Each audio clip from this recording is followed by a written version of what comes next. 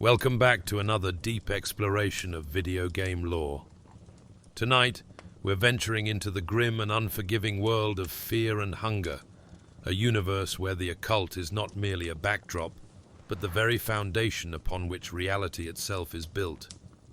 This is a world where magic demands payment in blood and sanity, where transformation is both salvation and damnation, and where the line between mortal and divine grows ever thinner with each desperate incantation whispered into the darkness. The occult systems of fear and hunger represent some of the most intricate and unforgiving magical frameworks ever crafted in gaming.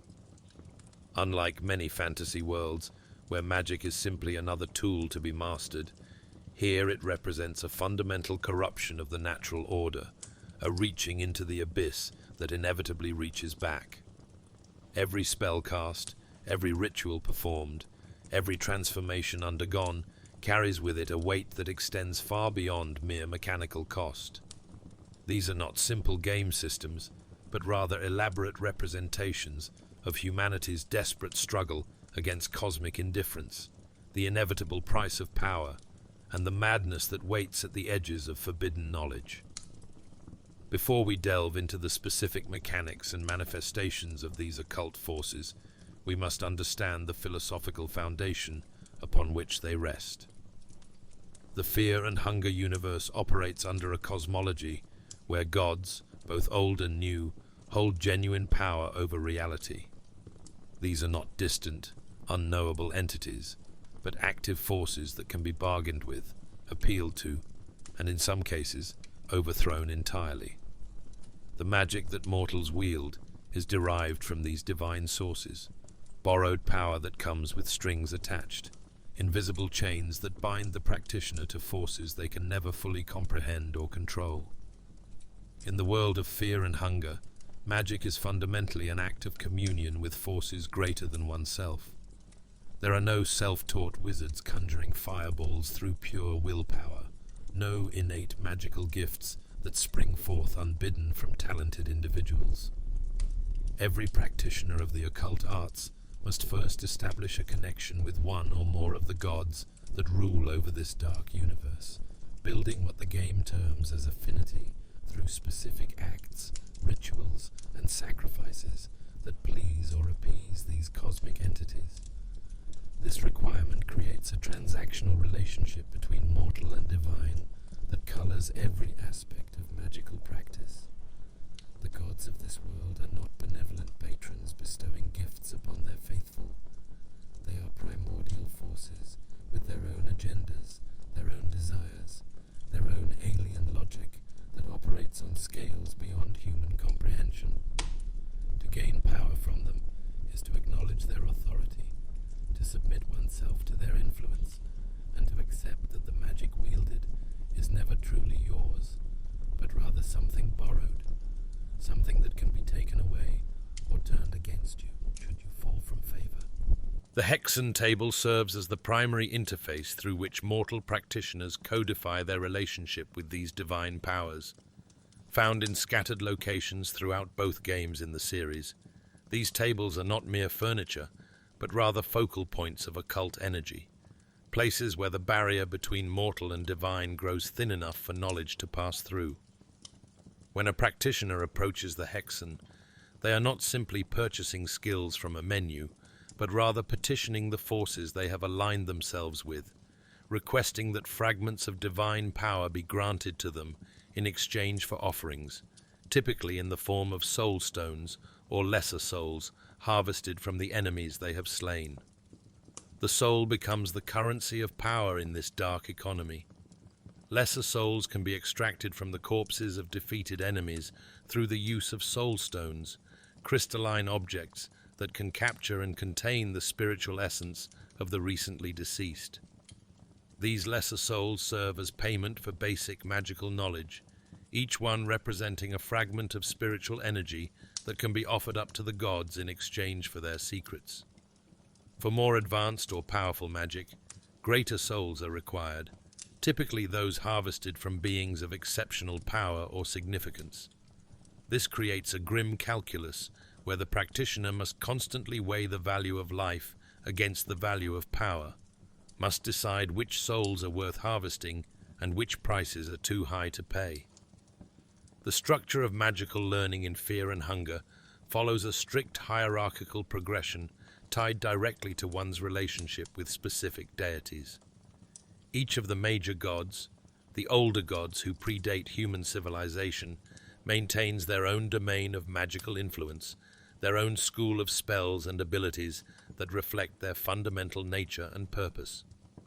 To advance in any particular school of magic, one must not only possess the requisite souls to offer as payment, but also demonstrate sufficient affinity with the god in question, proving through action and sacrifice that one is worthy of greater power. Building this affinity requires understanding what each god desires and actively working to fulfill those desires. Gro-goroth, the god of destruction, demands blood and violence, requiring his followers to make sacrifices at ritual circles, to spill blood in his name, and to embrace the destructive aspects of existence. Sylvian, goddess of love and creation, seeks acts of intimacy and connection, pleased by those who show love at ritual circles or who commune with her bunny mask cultists in acts of twisted pleasure. All-mer, the ascended god, values order and structure, gaining affinity from those who pray at his symbols or who make offerings at his altar. Rher, the trickster moon god, operates by his own inscrutable logic, his favor often gained through acts that seem contradictory or paradoxical to mortal understanding. This system creates a magical framework where power is never free, never clean, and never without consequence. Every practitioner must constantly maintain their relationship with their chosen deities, must continue to perform the acts and rituals that please them, must accept that the magic they wield comes with obligations that extend far beyond the moment of casting. The mage who relies on Gro-goroth's destructive power will find themselves drawn deeper into violence and sacrifice. The practitioner of Sylvian's love magic will discover their understanding of affection and intimacy, warping into something alien and disturbing. Even All-mer, perhaps the most benevolent of the gods, demands a level of devotion and sacrifice that can consume a practitioner's entire existence. Among the various schools of magic available to practitioners in Fear and Hunger, necromancy stands as perhaps the most viscerally disturbing, a direct affront to the natural order that treats death not as an ending, but as merely another state to be manipulated and exploited. This branch of magic falls under the domain of Gro-goroth, the destroyer, and its practice requires practitioners to embrace death not as something to be feared or mourned, but as a resource to be harvested, a tool to be wielded in pursuit of greater goals. The fundamental spell of necromancy is deceptively simple in its description, but profound in its implications. By channeling the destructive power of Gro-goroth through a corpse, a practitioner can reanimate the dead, forcing spiritual energy back into flesh that has begun to decay, compelling bones to move and muscles to contract in a mockery of life. The resulting creature, typically either a ghoul or a skeleton depending on the state of the corpse, becomes a temporary servant bound to the necromancer's will, unable to disobey, incapable of independent thought, a puppet animated by borrowed divine power rather than any true spark of existence. The process of necromancy in the first Fear and Hunger game requires significant mental fortitude, consuming 30 points of mind, the attribute that represents both sanity and magical capacity. This cost reflects the fundamental wrongness of the act, the way it strains against the practitioner's understanding of natural law and moral order. Moreover, the spell operates on a coin flip mechanic when first learned, introducing an element of uncertainty that reflects the unstable nature of the power being wielded. Success results in the corpse rising as intended, a shambling servant ready to follow commands. Failure produces nothing, the magic dissipating uselessly as the divine power refuses to take hold. For practitioners who invest deeply in Gro-goroth's path, advanced blood magic techniques become available that enhance and perfect the necromantic arts. The greater necromancy skill removes the uncertainty of the basic spell, guaranteeing success every time it is cast. This represents not just improved magical prowess, but a deeper corruption of the practitioner's soul, a more complete alignment with Gro-goroth's destructive principles that makes violating death's boundary second nature, as natural as breathing, as easy as blinking. The servants created through necromancy come in two primary varieties, each with distinct characteristics that reflect the state of the corpse at the time of reanimation. Ghouls are created from more recently deceased corpses, bodies where flesh still clings to bone, where the organs, though failing, have not yet fully decayed. These creatures retain some fragmentary echo of their former humanity, recognizable as having once been people, even in their degraded state. They attack with crude physical strikes, scratching and biting with what remains of their hands and teeth. Yet despite their combat limitations, ghouls serve an important function for necromancers, as they can be sacrificed at ritual circles to gain favor with Gro-goroth, can be used as fodder in dangerous battles, or can even be incorporated into more complex magical workings like the marriage of flesh. Each ghoul encountered in the first game carries with it a tragic backstory that can be uncovered through the talk skill, revealing the circumstances that led to their death and subsequent reanimation. The prisoner was once a guard who fell victim to the dark priests, used as a blood sacrifice to Gro-goroth in their twisted rituals. The ground prisoner locked himself in a cell to escape the horrors unfolding around him, only to starve to death in the darkness, trapped by his own fear. The mutilated body found in Mahabri belonged to a farmer driven to grave robbery by desperation, who descended into the dungeons seeking treasure and found only death. These stories, fragmentary and incomplete though they may be, serve as grim reminders that every reanimated corpse was once a person with hopes, fears, and dreams, now reduced to nothing more than a magical servant bound to another's will. Skeletons represent the other form of necromantic servant, created from corpses in more advanced states of decay where flesh has largely fallen away, leaving only the skeletal framework behind. These undead servants prove more combat effective than their ghoul counterparts, capable of wearing equipment and wielding weapons, their lack of vulnerable organs making them resilient to many forms of attack. Yet they come with their own limitations, unable to be used in certain rituals, unable to form marriages, their connection to their former humanity severed so completely that not even echoes of their past remain, in fear and hunger. 2. Termina. Necromancy takes on new dimensions as practitioners discover they can reanimate not just the long-dead guards and prisoners of the ancient dungeons, but also the more recently fallen soldiers of the Bremen army and the moon-scorched villagers of Prehevil. These fresh corpses provide more capable servants, individuals who died possessing combat training or supernatural powers that persist in some form even after death. A reanimated Bremen soldier can still wield firearms and follow basic tactical instructions, while a moon-scorched villager retains some fragment of the supernatural abilities granted by Rher's curse. The philosophical implications of necromancy extend far beyond its practical applications in combat or ritual.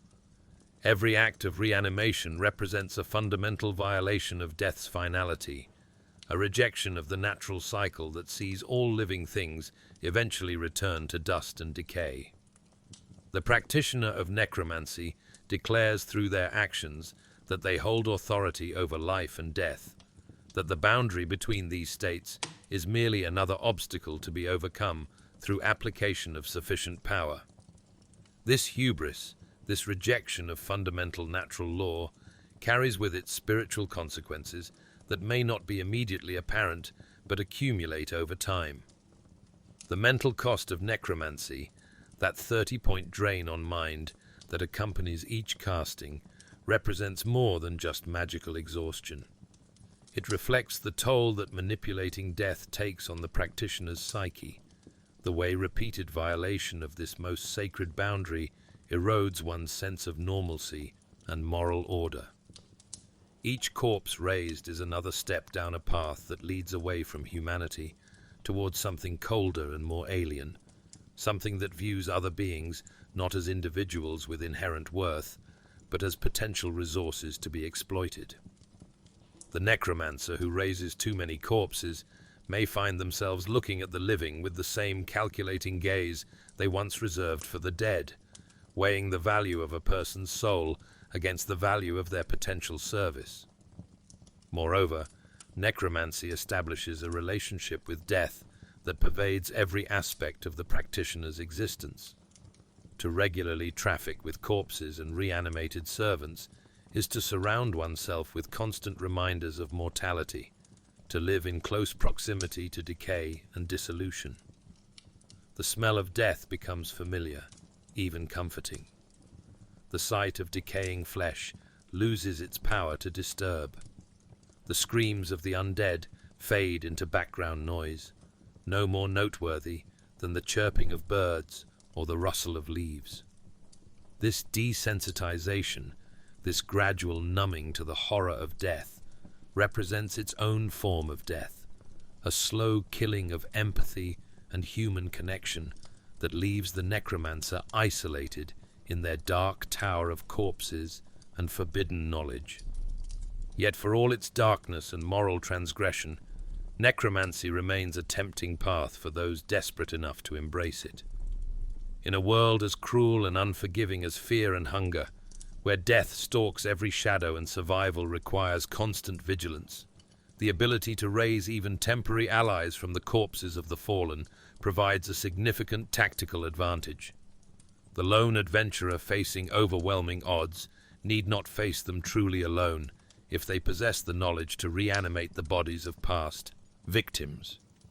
The party depleted by attrition can replenish its ranks from the very enemies it has slain. In this sense, necromancy becomes a form of grim efficiency, a waste not want not approach to the abundant death that surrounds every traveller in these cursed lands. The relationship between necromancy and Gro-goroth himself deserves particular examination, as it reveals much about the nature of this most destructive god.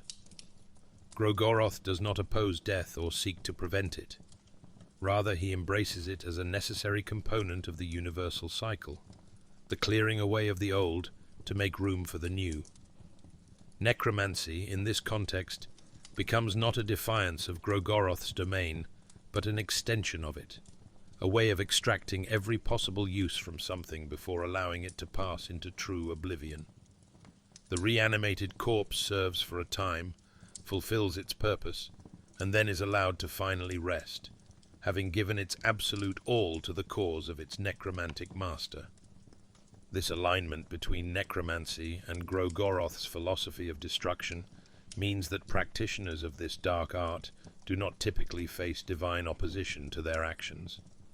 The god of destruction does not care about the sanctity of death or the dignity of the deceased. He cares only that destruction continues, that the cycle perpetuates, that nothing remains static or unchanging. If raising the dead serves to spread more death and destruction, if it facilitates greater violence and chaos, then Gro-goroth approves, perhaps even delights in the creative application of his power to perpetuate the very cycle he embodies.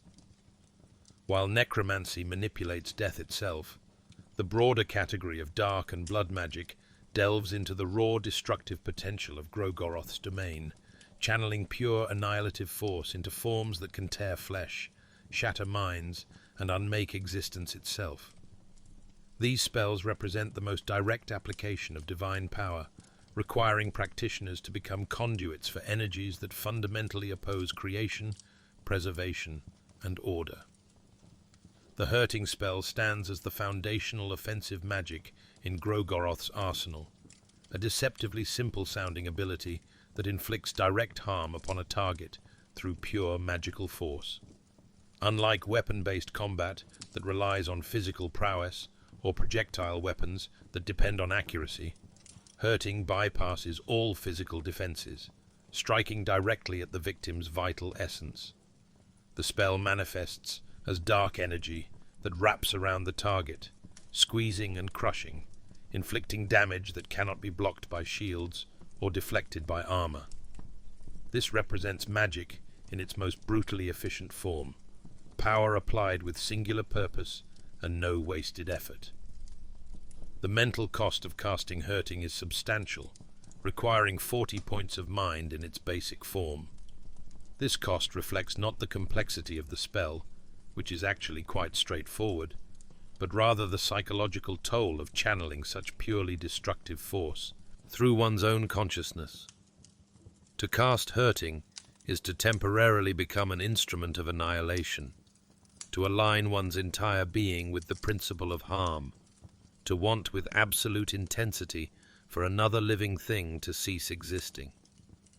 This momentary embrace of pure destructive will leaves scars on the caster's psyche, not visible perhaps, but present nonetheless, accumulating with each casting until violence becomes second nature and the preservation of life seems foreign and strange.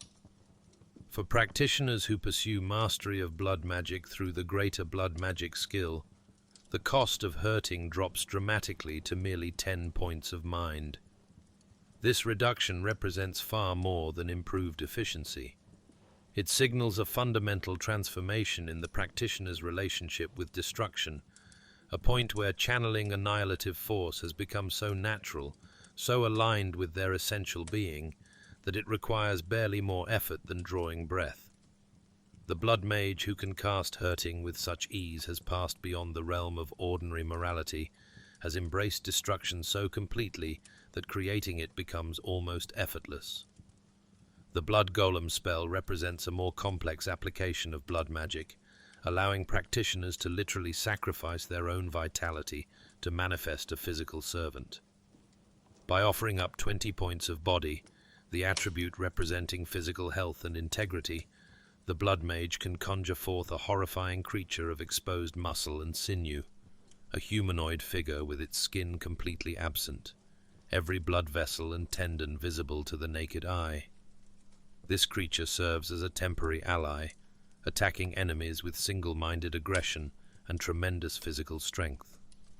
The blood golem possesses remarkable combat statistics, boasting 80 attack power and 200 body points, making it one of the most formidable allies available to practitioners of magic. Its complete absence of skin, while horrifying to behold, provides certain advantages, as the creature lacks vulnerable organs or weak points that could be easily exploited. The blood golem fights until destroyed or until the battle ends, completely loyal and utterly fearless, incapable of the hesitation or doubt that plagues living warriors. The true cost of summoning a blood golem extends beyond the immediate health sacrifice required for its creation. Each summoning represents a literal tearing away of the summoner's own vital essence, a chunk of life force ripped free and given horrifying shape. While the body points can be recovered through rest or healing magic, the act itself leaves its mark, a moment where the practitioner voluntarily embraced self-mutilation for the sake of power. Repeated summonings train the blood mage to view their own body not as something to be preserved and protected, but as merely another resource to be expended in pursuit of victory. The visual similarity between blood golems and the Tormented One, one of the new gods of the Fellowship, suggests deeper connections between this form of magic and the nature of godhood itself. Both entities appear as skinless humanoid figures, their internal workings exposed, their suffering evident in every movement. This parallel hints that the path of blood magic may ultimately lead toward a similar fate, that the practitioner who fully embraces this school may find themselves transformed into something resembling the Tormented One, forever caught between life and death, experiencing eternal agony as the price of immortal power. Black Orb represents the pinnacle of Gro-goroth's destructive magic, an advanced spell that requires mastery of lesser dark magic before it can be learned. This ability manifests as a sphere of absolute darkness, an orb that seems to contain all the void and emptiness of the spaces between stars. When hurled at an enemy, the black orb doesn't simply damage but unmakes, erasing portions of the target's existence through contact with pure negation. The damage inflicted often proves fatal even to powerful enemies, as there is no defense against ceasing to be, no way to armor oneself against fundamental erasure. The creation and control of a black orb requires tremendous mental focus and spiritual fortitude. The practitioner must not only channel Gro-goroth's power, but also maintain perfect concentration while handling something that exists as pure absence, a thing that by its very nature seeks to expand and consume everything around it. Losing control of a black orb mid-cast could prove catastrophic, as the sphere of negation would immediately begin unmaking everything in its vicinity, potentially including the caster themselves. Beyond these individual spells, the practice of blood and dark magic fundamentally transforms the practitioner's relationship with violence and suffering. Each casting reinforces neural pathways associated with causing harm, conditions the mind to view destruction as solution rather than problem, gradually erodes the psychological barriers that normally prevent intelligent beings from inflicting unnecessary pain. The blood mage who has cast hurting hundreds of times, who has summoned dozens of blood golems, who has hurled black orbs at countless enemies, becomes someone fundamentally different from who they were when they first approached the hexen table. This transformation operates on both conscious and subconscious levels. Consciously, the blood mage may maintain rationalizations for their actions, may insist that they only use such power when absolutely necessary, may construct elaborate ethical frameworks that justify their embrace of destructive magic. But subconsciously, the repeated exposure to and wielding of such forces rewires fundamental aspects of cognition and emotional response. Violence becomes comfortable. The suffering of others loses its ability to generate empathy. The line between necessary force and excessive cruelty blurs and eventually disappears entirely. The game mechanics themselves reinforce this psychological trajectory through the mind attribute system. As practitioners cast more spells, their mental reserves deplete, representing both magical exhaustion and the toll that channeling divine power takes on mortal consciousness. Yet with proper management and the greater blood magic skill, these costs can be minimized, allowing for sustained casting that would drive an untrained practitioner into madness. The blood mage learns to push their mind to its limits and beyond, learns to function while their sanity teeters on the edge, learns to embrace the discomfort and disorientation that comes with serving as a vessel for Gro-goroth's annihilative will. The social consequences of practicing blood magic prove equally significant. Those who regularly channel destructive force in such visible and dramatic ways inevitably attract attention, and not the positive kind. Fellow travelers grow wary, civilians flee, authorities crack down, all responding to the palpable aura of violence that surrounds the blood mage like a physical miasma. This social isolation further reinforces the practitioner's alignment with Gro-goroth, creating a feedback loop where rejection by ordinary society drives deeper commitment to the god of destruction, which in turn generates more rejection, until the blood mage finds themselves completely alienated from the social structures that once defined their existence. Yet despite all these costs and consequences, blood magic remains a seductive path for those who value power above all else. The sheer destructive potential available to a master blood mage exceeds what any purely physical combatant could hope to achieve. Where a warrior with sword and shield might struggle against supernatural enemies, the blood mage simply hurls a black orb and watches their foe cease to exist. Where a party might be overwhelmed by superior numbers, a well-timed blood golem summons can turn the tide of battle. In a world as unforgiving as fear and hunger, this kind of power represents the difference between life and death, between achieving one's goals and dying in some forgotten corner of the dungeons.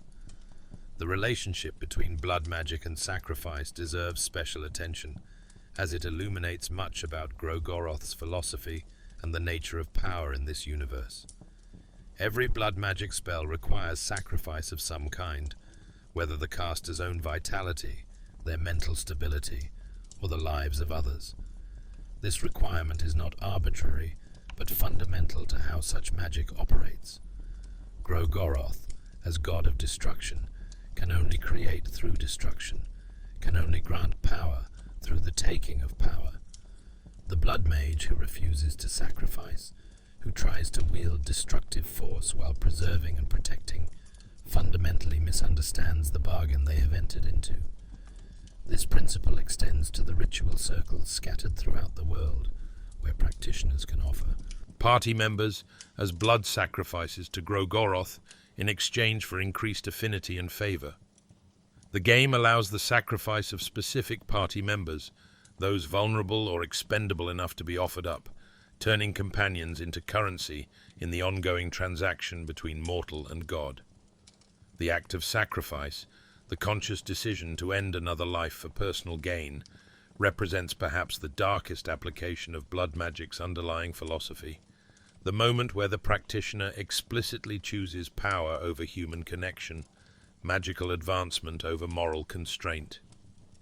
The physical toll of blood magic manifests in more than just depleted body and mind attributes. Extended practice of these arts often leaves visible marks on the practitioner's body, signs of the repeated channeling of destructive force through mortal flesh. Veins may darken and become prominent, visible through skin that grows increasingly pale and thin. Fingers that have cast too many hurting spells develop tremors that never fully subside. Eyes that have conjured too many black orbs sometimes retain a hint of that absolute darkness. Pupils that seem deeper than they should be, that reflect light in unsettling ways.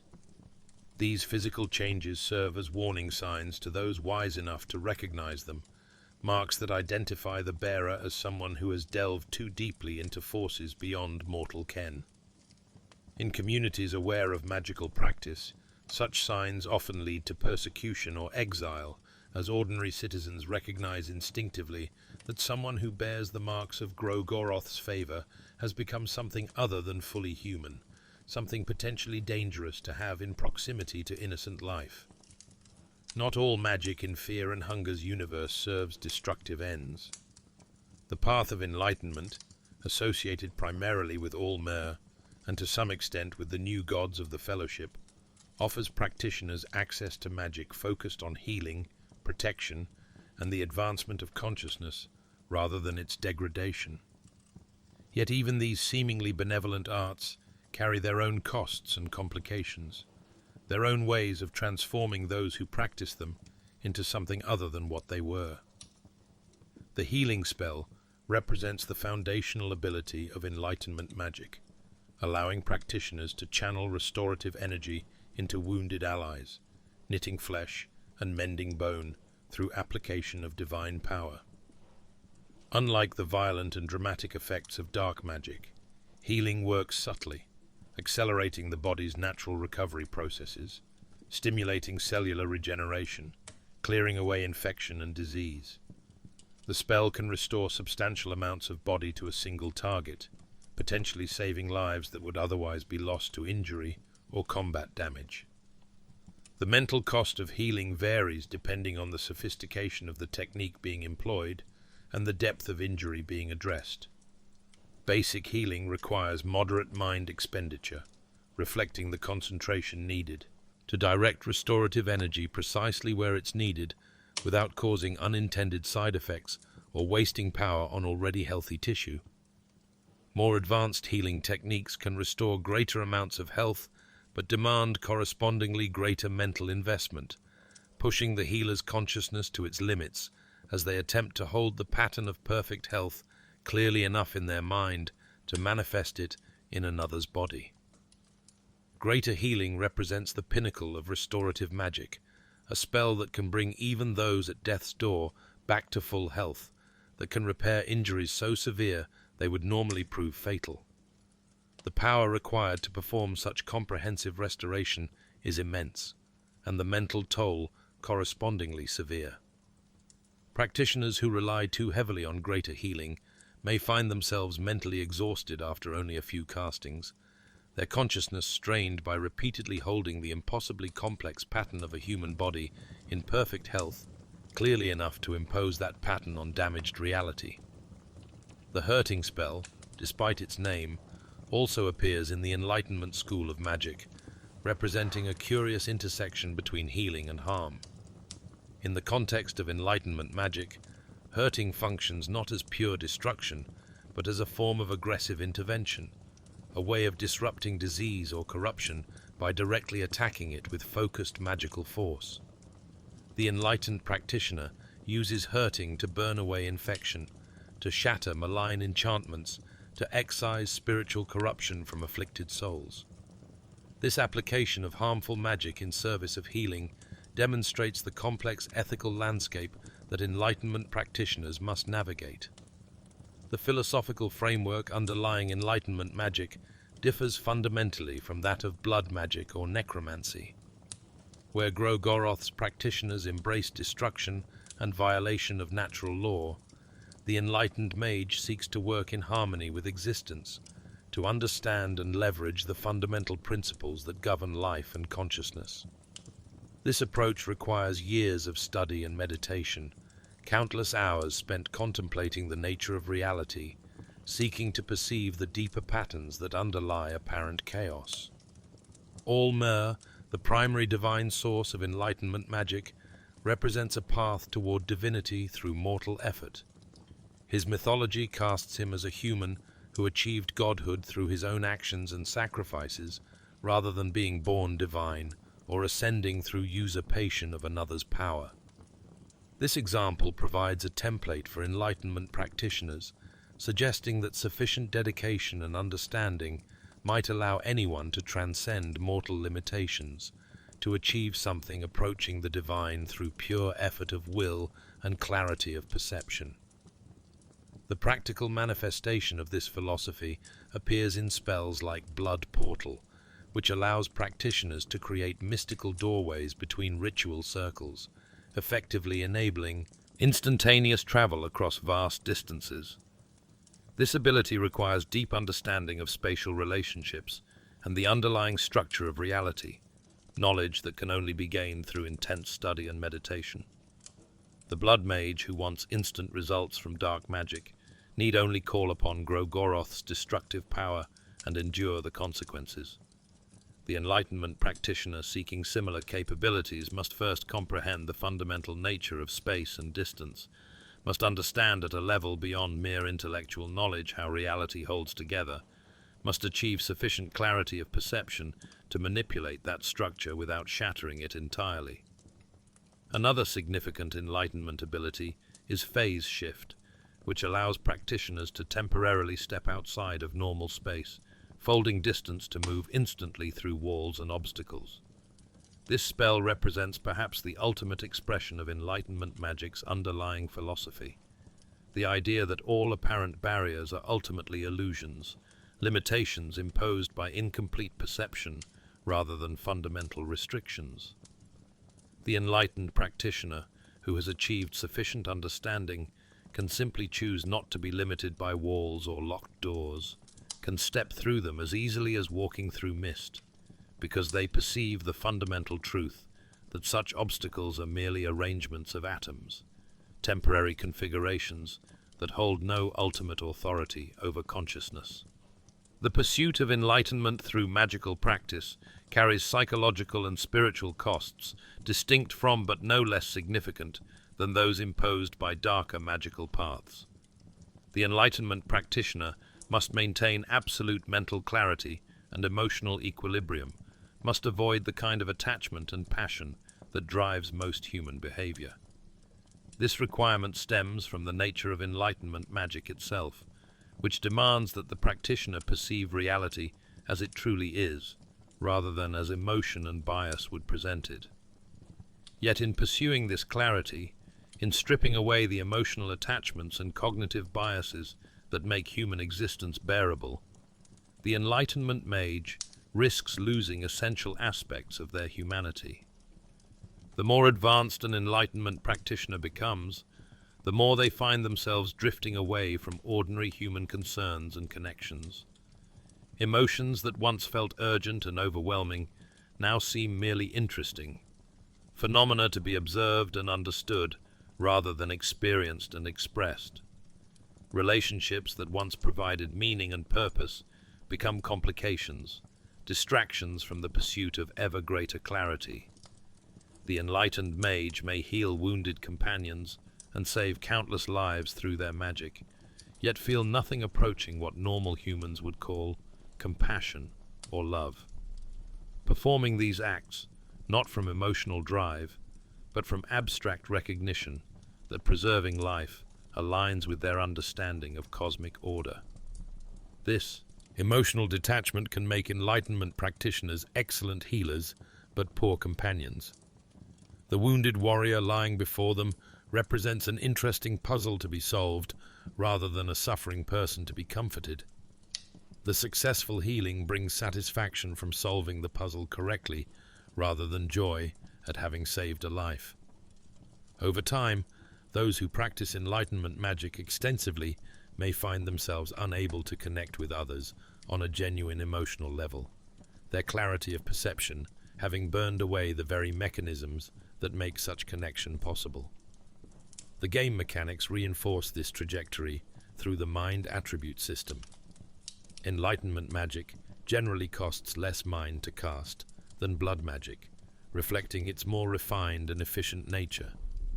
Yet the enlightenment practitioner must maintain higher overall mind values to function effectively, as their magic relies on sustained clarity and focus, rather than brief bursts of channeled divine power.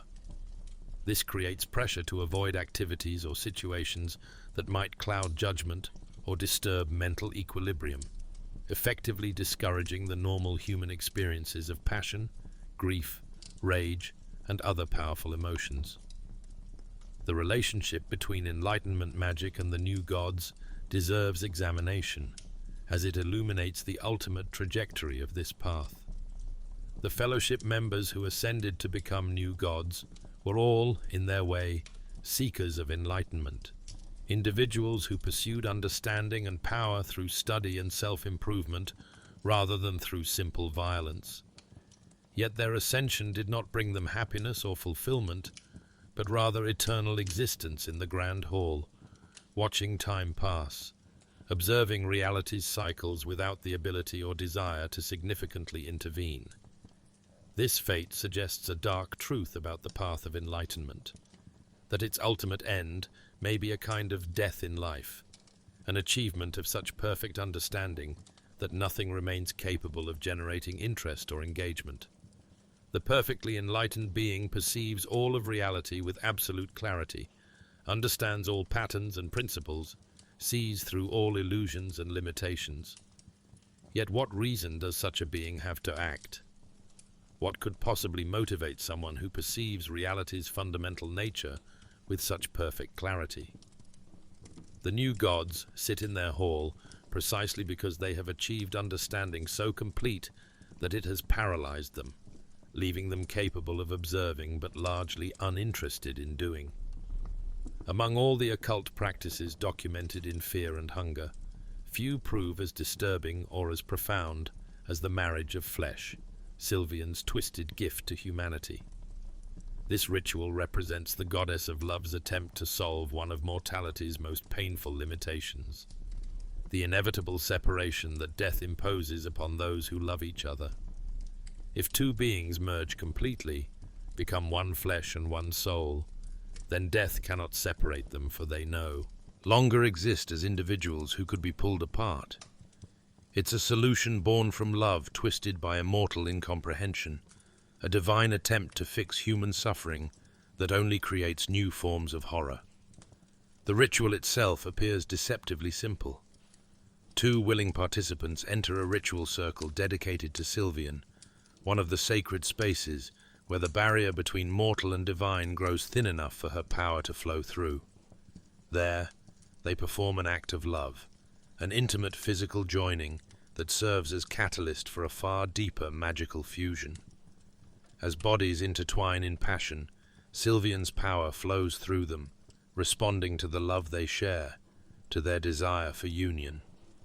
But the goddess, in her twisted understanding of mortal love, takes their yearning for connection literally, granting them permanent physical union by fusing their bodies into a single entity. The resulting marriage is horrifying to behold. Two separate people become one grotesque fusion, their bodies melted together and reformed into something new. The creature that emerges possesses characteristics of both original individuals, but belongs fully to neither. It stands taller and stronger than either component person, muscles enhanced by the magical fusion, body possessing a resilience and power that exceeds normal human limits. Most disturbing is the skeletal arm that protrudes from the marriage's shoulder, a third limb that serves as grim reminder of the ritual's true nature, physical evidence that this being was once two separate people. Mechanically, the marriage represents one of the most powerful player characters available in the first Fear and Hunger game. It begins with perfect health, all limbs intact, no status effects or phobias, completely fresh, regardless of the condition of the individuals who performed the ritual. The marriage possesses 50 attack power compared to the 30 of normal characters, making it significantly more dangerous in combat. It can wear any armor and use any weapon without restriction, giving it equipment flexibility that individual characters lack. These advantages make the Marriage of Flesh an attractive tactical option for players willing to accept its costs. Yet the costs extend far beyond the mechanical. Performing the marriage ritual requires sacrificing a party member, permanently removing them from availability. Any equipment either participant was wearing is lost forever in the fusion process. Magical items and precious artifacts consumed by Sylvian's power and rendered inaccessible. More significantly, the marriage cannot achieve the special character-specific endings available to individual protagonists, effectively locking the player out of certain narrative paths. These mechanical costs mirror the existential cost borne by the characters themselves, the complete loss of individual identity in exchange for enhanced power and permanent union. The requirement that participants be willing adds disturbing implications to the ritual. Not all characters will consent to marriage under any circumstances. Lagarde refuses, his ambitions and sense of self too strong to surrender to fusion. The girl also declines, perhaps because her divine nature or traumatic past makes such vulnerability impossible. Even among characters who might theoretically consent, certain combinations prove impossible or inadvisable. Attempting to form a marriage with Nasra results in the sadistic wizard setting the player character on fire rather than consenting to fusion, the mage's twisted pleasure in others' suffering extending even to this intimate moment.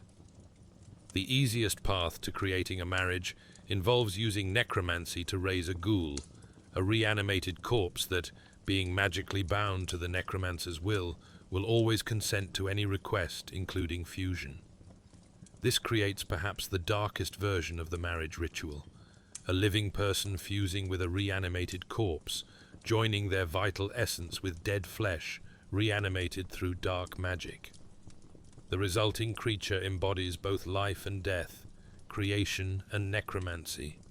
Sylvian's love magic twisted together with Gro-goroth's violation of death's boundary into something that should not exist, according to any sane cosmology. The existence of failed marriages throughout the dungeons provides chilling testimony to what happens when the ritual goes wrong. Buckman and Seymour, two knights who attempted fusion without sufficient affinity to Sylvian, transformed into a wheezing, bleeding abomination rather than a proper marriage.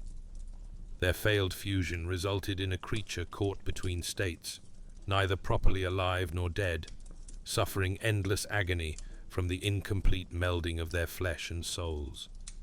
Similar horrors appear throughout the game world, testament to desperate attempts at union by those who lacked the divine favor necessary to perform the ritual safely. The human hydra encountered on the dungeon's first floor represents perhaps the most extreme case of failed marriage, an abomination formed from dozens of guards who attempted mass fusion in a last desperate bid to survive the supernatural corruption overtaking their fortress. Their many bodies melted together into a massive, immobile horror, a writhing mass of limbs and faces that screams with countless voices. The Hydra cannot move due to its grotesque size, cannot act with any coordination, cannot do anything except suffer and attack anyone who comes within reach. It represents the absolute worst-case scenario for marriage of flesh, proof that Sylvian's gift, when invoked incorrectly or excessively, creates only suffering. The marriage of flesh appears differently in Fear and Hunger 2, Termina, where it has become a technique employed by Bremen's military in their experiments. The Bremen soldiers encountered during the game show signs of having undergone fusion, their anatomical proportions described by Dr. Dahn as being somehow wrong, everything slightly off in ways that suggest unnatural origin. These military marriages represent an attempt to weaponize Sylvian's ritual, to create super soldiers by fusing multiple individuals into single, more powerful entities. That Bremen would attempt such application of love magic reveals much about their military culture and the depths to which they're willing to sink in pursuit of power. The ability to perform a second marriage, fusing 3 individuals into what the game code refers to as a marriage fusion or abominable marriage, creates beings of even greater power and horror. These triple-fused entities boast 70 attack power and tremendous durability, but suffer from severe anatomical problems. Their genitalia cease to function, a sign that the human body can only be stretched and fused so far before essential systems begin to fail. The abominable marriage stands as living proof that there are limits even to divine magic, thresholds beyond which further fusion creates only dysfunction and suffering rather than enhanced capability. Sylvian's motivations in granting this power to humanity illuminate her character and the twisted logic of divine love. The goddess loves humanity deeply, but cannot comprehend mortal experience well enough to understand what humans actually need or want. She perceives their fear of separation and death, their grief when loved ones pass, their desperate desire for eternal union. Her solution, the marriage of flesh, addresses these concerns in the most literal possible way. If separation causes pain, eliminate separation entirely by making separation physically impossible. That this solution creates new forms of horror, that it violates individual autonomy and identity, seems not to occur to Sylvian, or perhaps simply doesn't concern her. She has given her children what she believes they need, and if they suffer from her gift, well, suffering is part of love too. The philosophical implications of the marriage of flesh extend into questions of identity and consciousness. When 2 people fuse, what happens to their individual minds and souls? The marriage possesses memories from both component individuals, can access skills and knowledge either one possessed. Yet it's unclear whether 2 separate consciousnesses persist within the fused body, constantly negotiating and cooperating, or whether an entirely new consciousness emerges from the fusion, something that remembers being both people, but actually is neither. The game provides no clear answer, leaving players to contemplate the metaphysical horror of potential identity death, even as physical form persists. The social implications prove equally disturbing. The marriage clearly represents a past human, but exists as something other than human now, a fusion that transcends normal categories. How should society treat such beings? Do they deserve the same rights and dignities as individuals? Are they one person or 2? If they commit crimes, who bears responsibility? The game sidesteps these questions by setting its action in isolated locations where social structures have largely collapsed. But the presence of marriages throughout the world implies that these questions must have been asked and answered at some point in this universe's history. From a gameplay perspective, the marriage of flesh represents one of Fear and Hunger's most successful integrations of narrative horror with mechanical systems. The ritual is genuinely useful from a tactical perspective, solving real problems that players face around party composition and character survivability. Yet accessing this power requires players to engage with deeply disturbing content, to actively choose horror and violation over more conventional solutions. This creates real ethical weight for player decisions, makes the choice to create a marriage feel significant in ways that purely mechanical choices rarely achieve. The ritual also serves as perfect embodiment of Sylvian's nature and domain. Every aspect of the marriage of flesh, from its creation through intimate physical union to its ultimate existence as impossible fusion of separate beings, reflects the goddess's twisted understanding of love and creation. Where Gro-goroth's magic is straightforwardly destructive, and All-mer's enlightenment magic seeks clarity and understanding, Sylvian's power operates through distortion and fusion, taking things that exist separately and forcing them together into new configurations, regardless of whether such combinations make sense or produce desirable results. If the marriage of flesh represents Sylvian's twisted gift, then moonscorching embodies Rher's curse, the moon god's punishment for those who fail to participate properly in his festivals or who dare to seek divinity without his blessing. This affliction stands as one of the most horrifying transformations documented in Fear and Hunger's lore, a process that warps both body and mind according to the victim's deepest fears and most profound flaws, turning people into living manifestations of their own psychological wounds.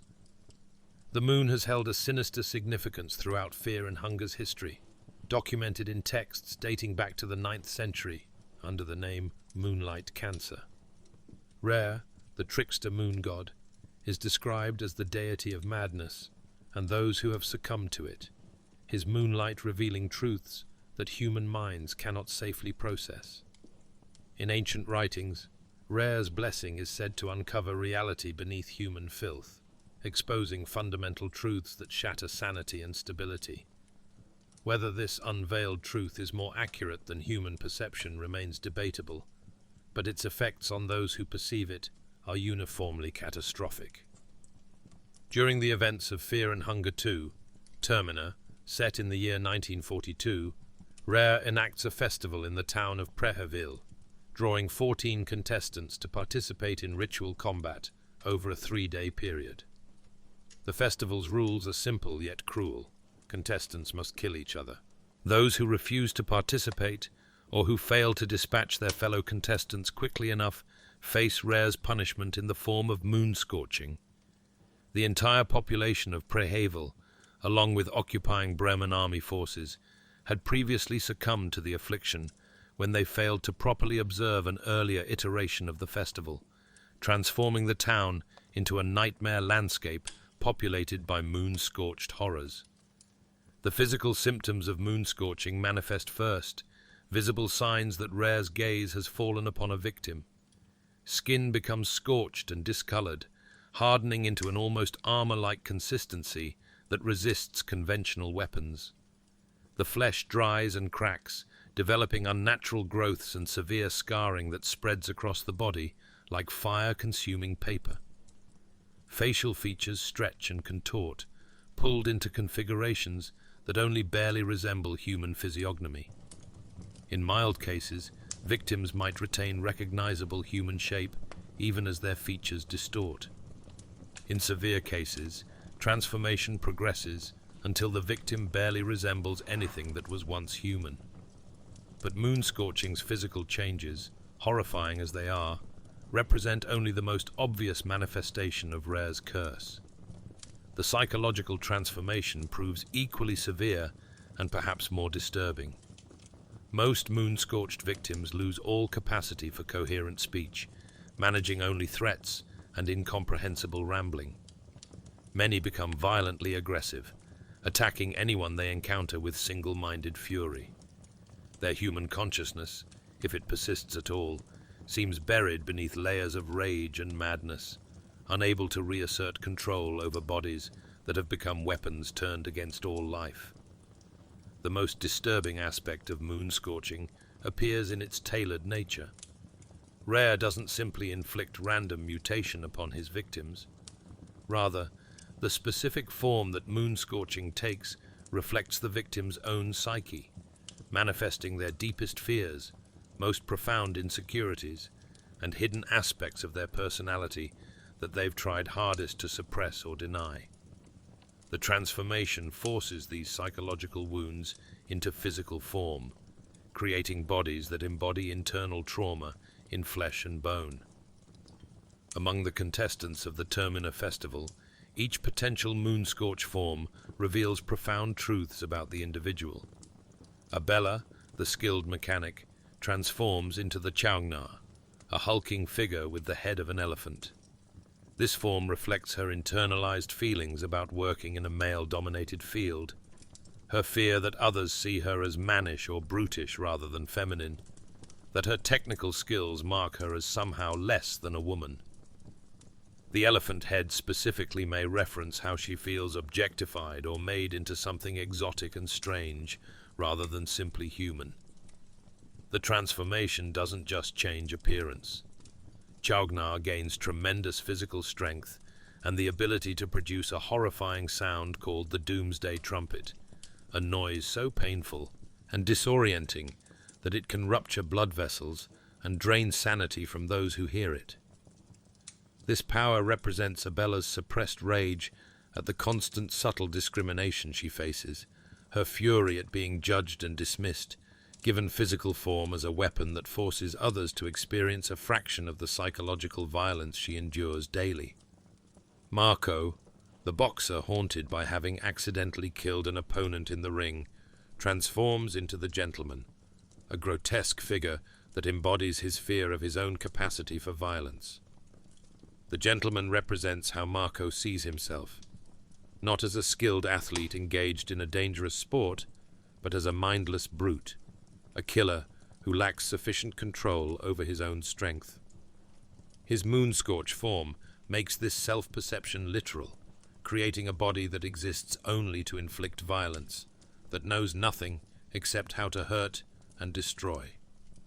Karin, the war journalist who documented atrocities without intervening, becomes the Valkyrie, a figure from Norse mythology that determines who lives and who dies in battle. Her transformation reflects her guilt at having played this role in reality, at having made decisions about which stories to tell and which to suppress, at having borne witness to suffering without acting to prevent it. The Valkyrie form forces her to continue making life and death choices, to embody the role she hates herself for having accepted. Osar, the yellow mage who values his freedom and independence above all else, transforms into the mastermind, a creature that represents complete loss of autonomy. Unlike most moon-scorched individuals who resist their transformation, Osar willingly enters a lotus position and embraces the change when it comes, perhaps recognizing that resistance is futile. The mastermind embodies his deepest fear, becoming a puppet controlled by external forces, having no agency or will of his own, existing as merely a pawn in games played by beings beyond his comprehension. Olivia, permanently wheelchair-bound and acutely aware of how others perceive her disability, becomes the mechanical dance, a machine-like humanoid with blades for arms. Her transformation reflects her internalized ableism, her fear that others see her as somehow less human, more akin to the wheelchair she requires than to the person using it.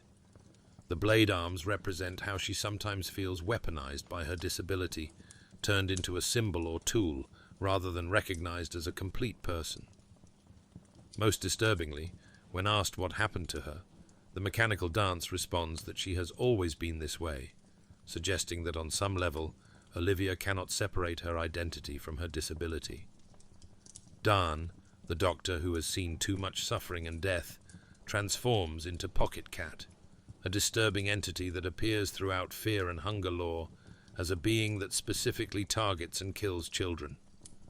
This transformation represents perhaps the darkest possible manifestation of moonscorching, as it forces Dan to embody the very kind of predatory evil he's dedicated his life to fighting against. Pocket Cat wears checkered pants and moves with disturbing grace, a monster wearing the trappings of civilization while engaging in the most uncivilized acts imaginable. That Dan's deepest fear involves becoming such a creature reveals the toll that his medical career has taken, the way exposure to endless suffering has eroded his confidence in his own moral integrity. The process of moonscorching appears to accelerate as the festival progresses. Early victims might transform gradually over hours or days, their bodies slowly warping as Rher's influence grows stronger. By the final day of the festival, transformations can occur almost instantaneously, victims changing form mid-conversation as the moon god's patience with mortal resistance wears thin. This acceleration creates mounting pressure on contestants, forcing them to either commit to the violence Rher demands or accept that they will shortly be transformed into mindless monsters. The game mechanically represents moonscorching's inevitability through the 3-day time limit. Players who attempt to sleep into the 4th day find themselves unable to do so, instead receiving the message that something is moving inside them, something primal trying to escape their hollow shell. The transformation begins immediately, and the game ends, one way or another. This hard deadline creates tension that permeates every decision, every moment of rest stolen from the festival's brutal demands. Interestingly, the player character themselves can potentially undergo moonscorching if they touch the door at the base of the moon tower, while other contestants remain alive in their party. This triggers each contestant's transformation sequence in turn, forcing the player to fight moon-scorched versions of individuals they may have befriended or allied with. This serves as a grim reminder that even those close to you, even those you trust, carry within them the potential for monstrous transformation under sufficient pressure or cosmic influence. The mechanics of moonscorching reveal important truths about Rher's nature and motivations. The moon god opposes human ascension to godhood, viewing mortal attempts to claim divine power as fundamentally inappropriate. His festivals serve as tests, ways of demonstrating that humans lack the strength, will, and moral fiber necessary for divinity. By forcing contestants to either embrace violence or succumb to transformation, Rher proves his point. Humans cannot transcend their nature, cannot rise above the fear and weakness that define mortality. Those who kill readily reveal themselves as unworthy through their capacity for violence. Those who refuse to kill reveal themselves as unworthy through their weakness and subsequent transformation. Either way, Rher wins. Yet the curse of moonscorching also demonstrates Rher's own limitations and the incompleteness of his understanding. He can transform bodies and destroy minds, can inflict tremendous suffering and create horrifying monsters. But he cannot actually prevent human ascension entirely. New gods continue to emerge despite his opposition. Mortals continue to find paths to power that circumvent his festivals and punishments. Moonscorching represents Rher's frustration as much as his power, a tantrum thrown by a god who finds himself increasingly irrelevant as humanity develops new ways of achieving divinity. The survivors of moonscorching, if such can be said to exist, endure fates worse than death. The moon-scorched villagers who wander Prehavil's streets barely qualify as living beings. They stumble through their routines in parodies of their former lives, going through motions they remember without understanding why. Some tear at their own faces in mindless self-mutilation. Others simply stand and stare, awareness so fragmented that they barely respond to external stimuli. These husks demonstrate what happens when moonscorching progresses to completion, the destruction of everything that made the victim human, leaving only an animated corpse that superficially resembles a person. The moon-scorched ghouls represent a middle ground between full transformation and complete destruction of self. These victims retain enough awareness to engage in basic communication and negotiation, can be reasoned with to some extent, even remember fragments of their lives before transformation. Yet they also exist in constant state of rage and confusion, liable to attack without warning, driven by impulses they can neither understand nor control. They speak of the festival, of its chaos and bloodshed, of how everyone was killing everyone, their words providing testimony to the horror Prehevil experienced during the previous festival.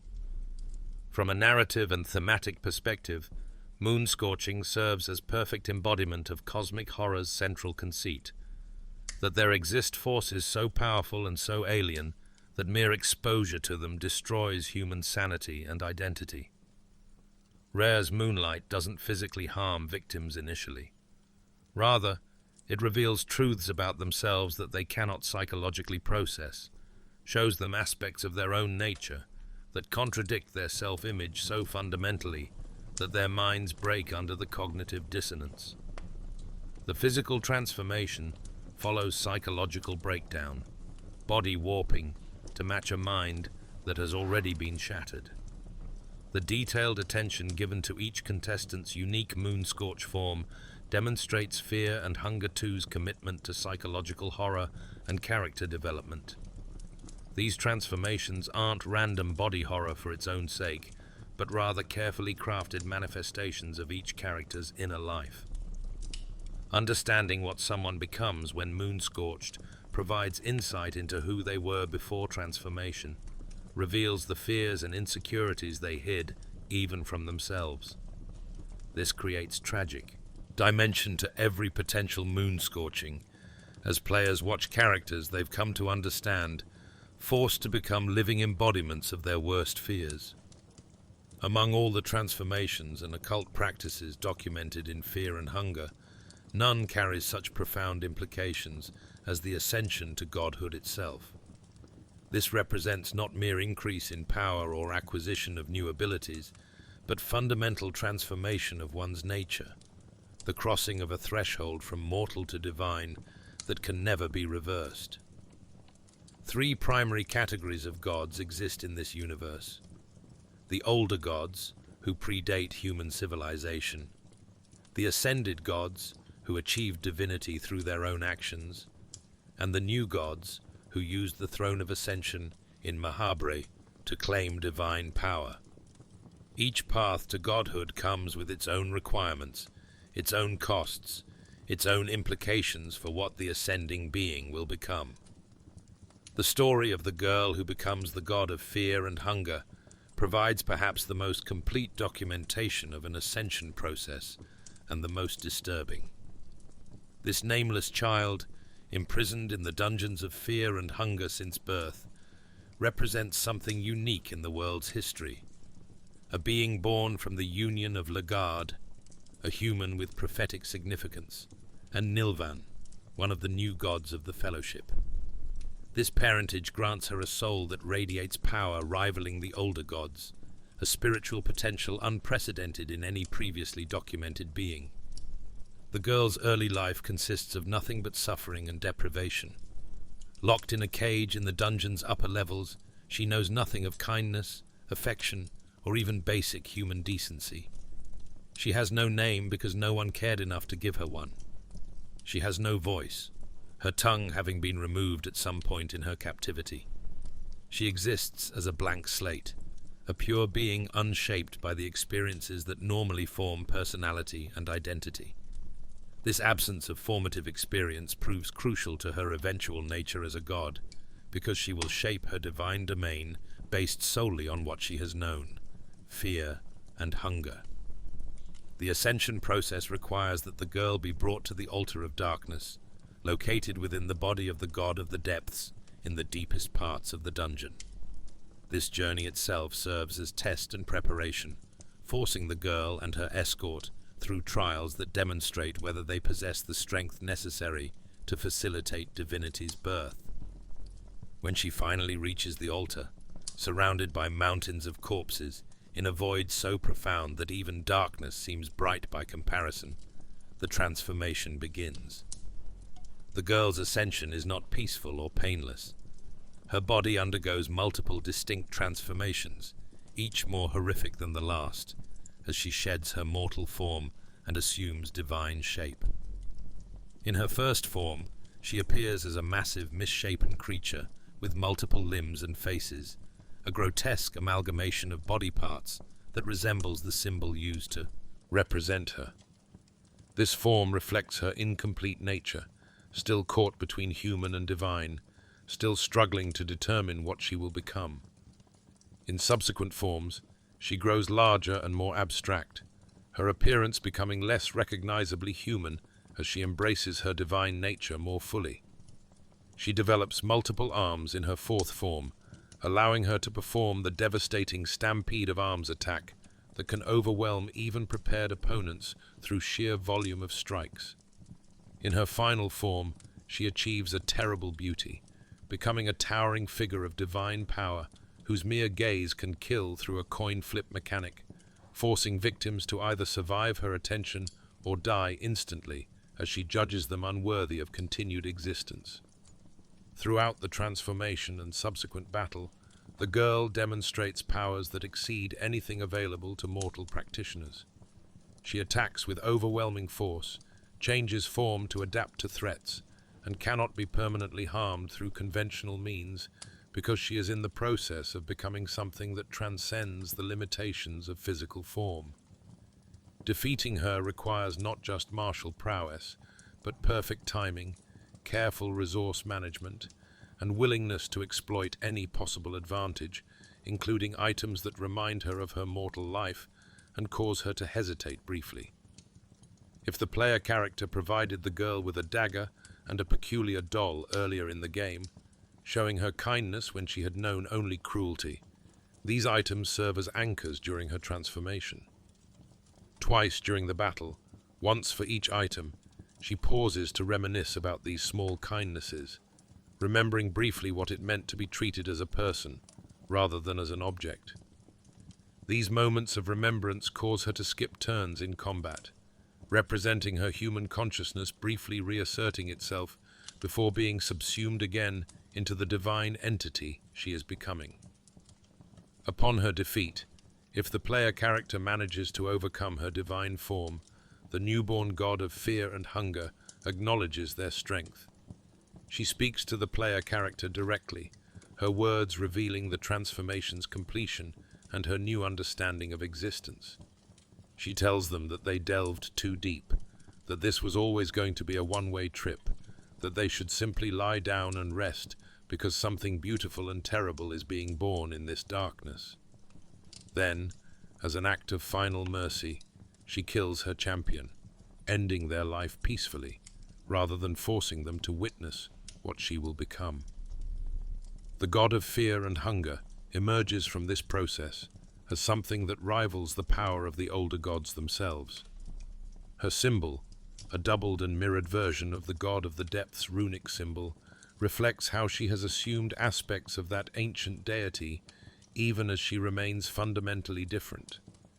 She has inherited the god of the depths' command over vermin and insects, maintaining some connection to that slain entity, even as she establishes her own domain over fear and hunger. Her reign, known as the Cruel Age, reshapes human civilization over the following centuries.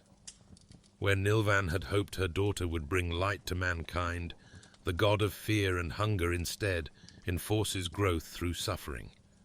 She uses fear to motivate people and hunger to keep them moving forward, forcing humanity to advance through necessity and desperation, rather than through inspiration and hope. The dark fumes rising from pipes in modern cities are described as direct consequences of her era, testament to how her rule drove technological and social advancement through sheer pressure of constant privation. The philosophical implications of the girl's ascension extend into questions about the nature of divinity itself. Nilvan intended for her daughter to save humanity, to bring enlightenment and progress through benevolent rule. Yet the girl, shaped entirely by her own suffering, could only create a world that reflected her limited experience. She knew fear and hunger intimately, understood them as fundamental aspects of existence because they were all she had ever known. Therefore, her divine domain naturally centered around these forces, and her rule naturally emphasized them as tools for shaping human development. This raises disturbing questions about whether gods themselves are products of circumstance and experience rather than beings of transcendent wisdom. The girl's ascension demonstrates that achieving godhood doesn't automatically grant perfect understanding or benevolent intentions. Instead, it amplifies what already exists in the ascending being, taking their limited mortal perspective and granting it cosmic power. A god born from nothing but suffering will create a world built on suffering, not because they're cruel, but because suffering is all they understand as fundamental to existence. The other paths to godhood documented in fear and hunger reinforce this troubling pattern. The Fellowship members who became new gods by sitting upon the throne of ascension in Mahabharata each brought their own limitations and flaws into divinity. Francois, the dominating one, sought only power and control, becoming a selfish deity despised by other new gods. Shambhala, the tormented one, was obsessed with combining beauty with suffering, becoming an entity defined entirely by pain. Valtail sought enlightenment, but found only isolation. Nilvan sought to birth a savior, but created only another cycle of suffering. The process of new god ascension through the throne of ascension remains somewhat mysterious, but appears to involve journey through the void, that space beyond normal reality where the older gods once reigned. Those who sit upon the throne find themselves transported to this alien realm, forced to confront visions and truths that shatter mortal understanding. The Fellowship members who survived this journey emerged changed, no longer fully human, but not yet fully divine, caught in a liminal state where they possessed godlike power but remained bound by their mortal origins and limitations. Lagarde's attempted ascension, possible in certain endings of the first game, represents perhaps the most calculated approach to godhood. Rather than relying on divine parentage like the girl, or following established paths like the Fellowship, Lagarde attempted to engineer his own ascension by embodying all the soul types represented by the new gods. He sought torment through his imprisonment, enlightenment through the cube of the depths, endlessness through his relationship with Nilvan, and domination through his military campaigns.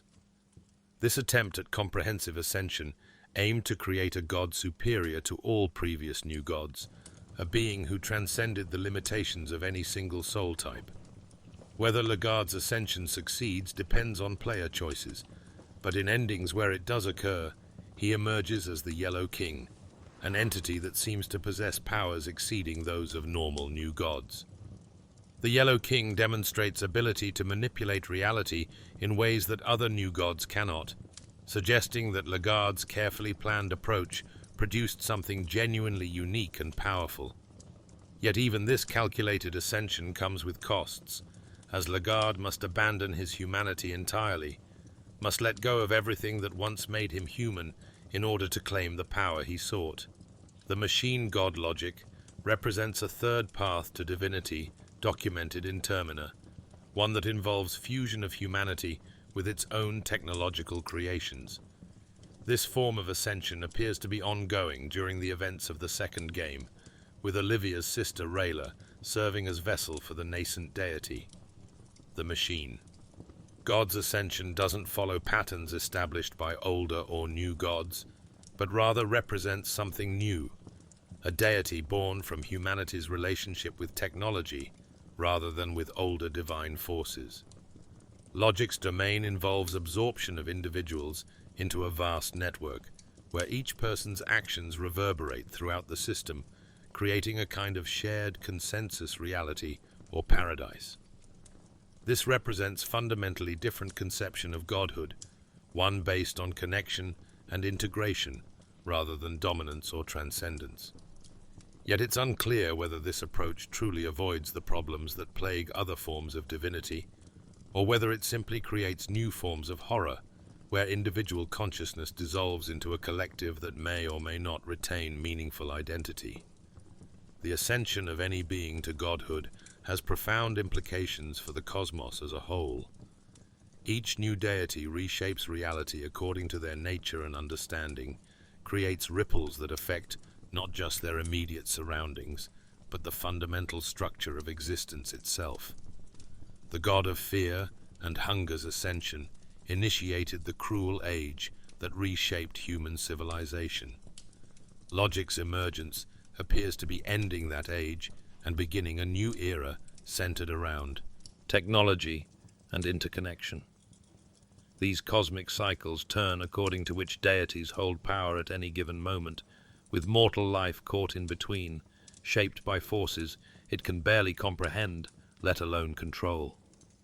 The older gods appear to have largely abandoned or been pushed out of direct involvement with the world by the time of the game's events.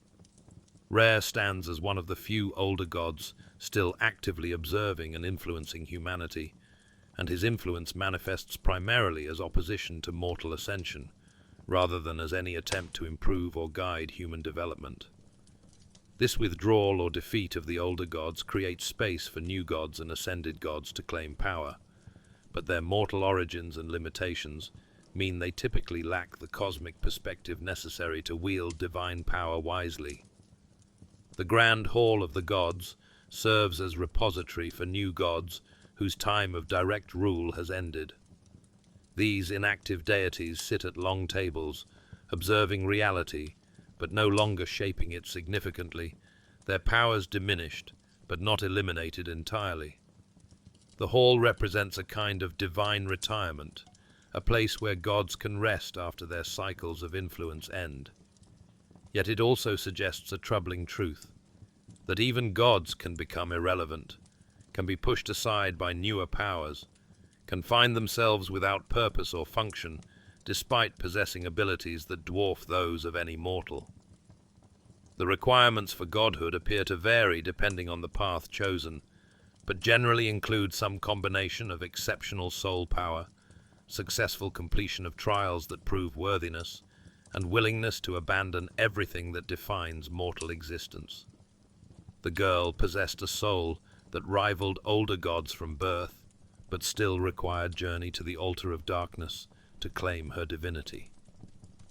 The Fellowship members had to travel through Mahabre and face the challenges laid by older gods before reaching the throne of ascension. Lagarde had to engineer specific experiences and soul qualities before attempting his ascension. In each case, godhood demanded more than mere desire or ambition. It required fundamental transformation of self and willingness to pay prices that few mortals could even comprehend, let alone willingly accept. The question of whether godhood represents genuine improvement over mortality remains unresolved by the game's lore. Gods possess tremendous power and effective immortality, can shape reality according to their will, transcend the physical limitations that constrain mortal existence. Yet they also lose much that makes existence meaningful. The new gods sitting in their grand hall have eternity but no purpose. The god of fear and hunger has power to reshape civilization, but cannot experience the simple human joys she never knew in mortal life.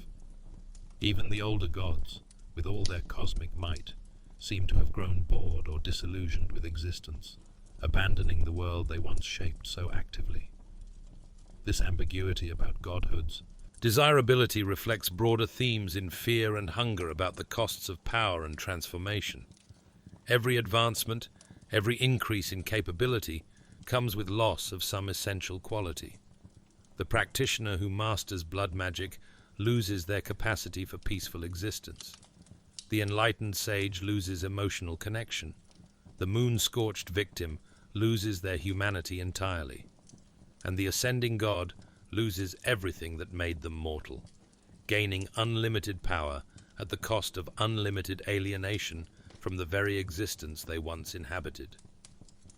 The ritual circles scattered throughout Fear and Hunger's world serve as crucial focal points for occult practice, locations where the barrier between mortal and divine grows thin enough for power to flow between realms. These circles are not simply convenient locations for performing magic, but rather sacred spaces, carefully constructed according to principles that date back to ages before human civilization. Understanding how to properly utilize these circles separates competent practitioners from those who merely dabble in forces they don't understand. 3 types of ritual circles appear in the games, each serving distinct functions and requiring different approaches.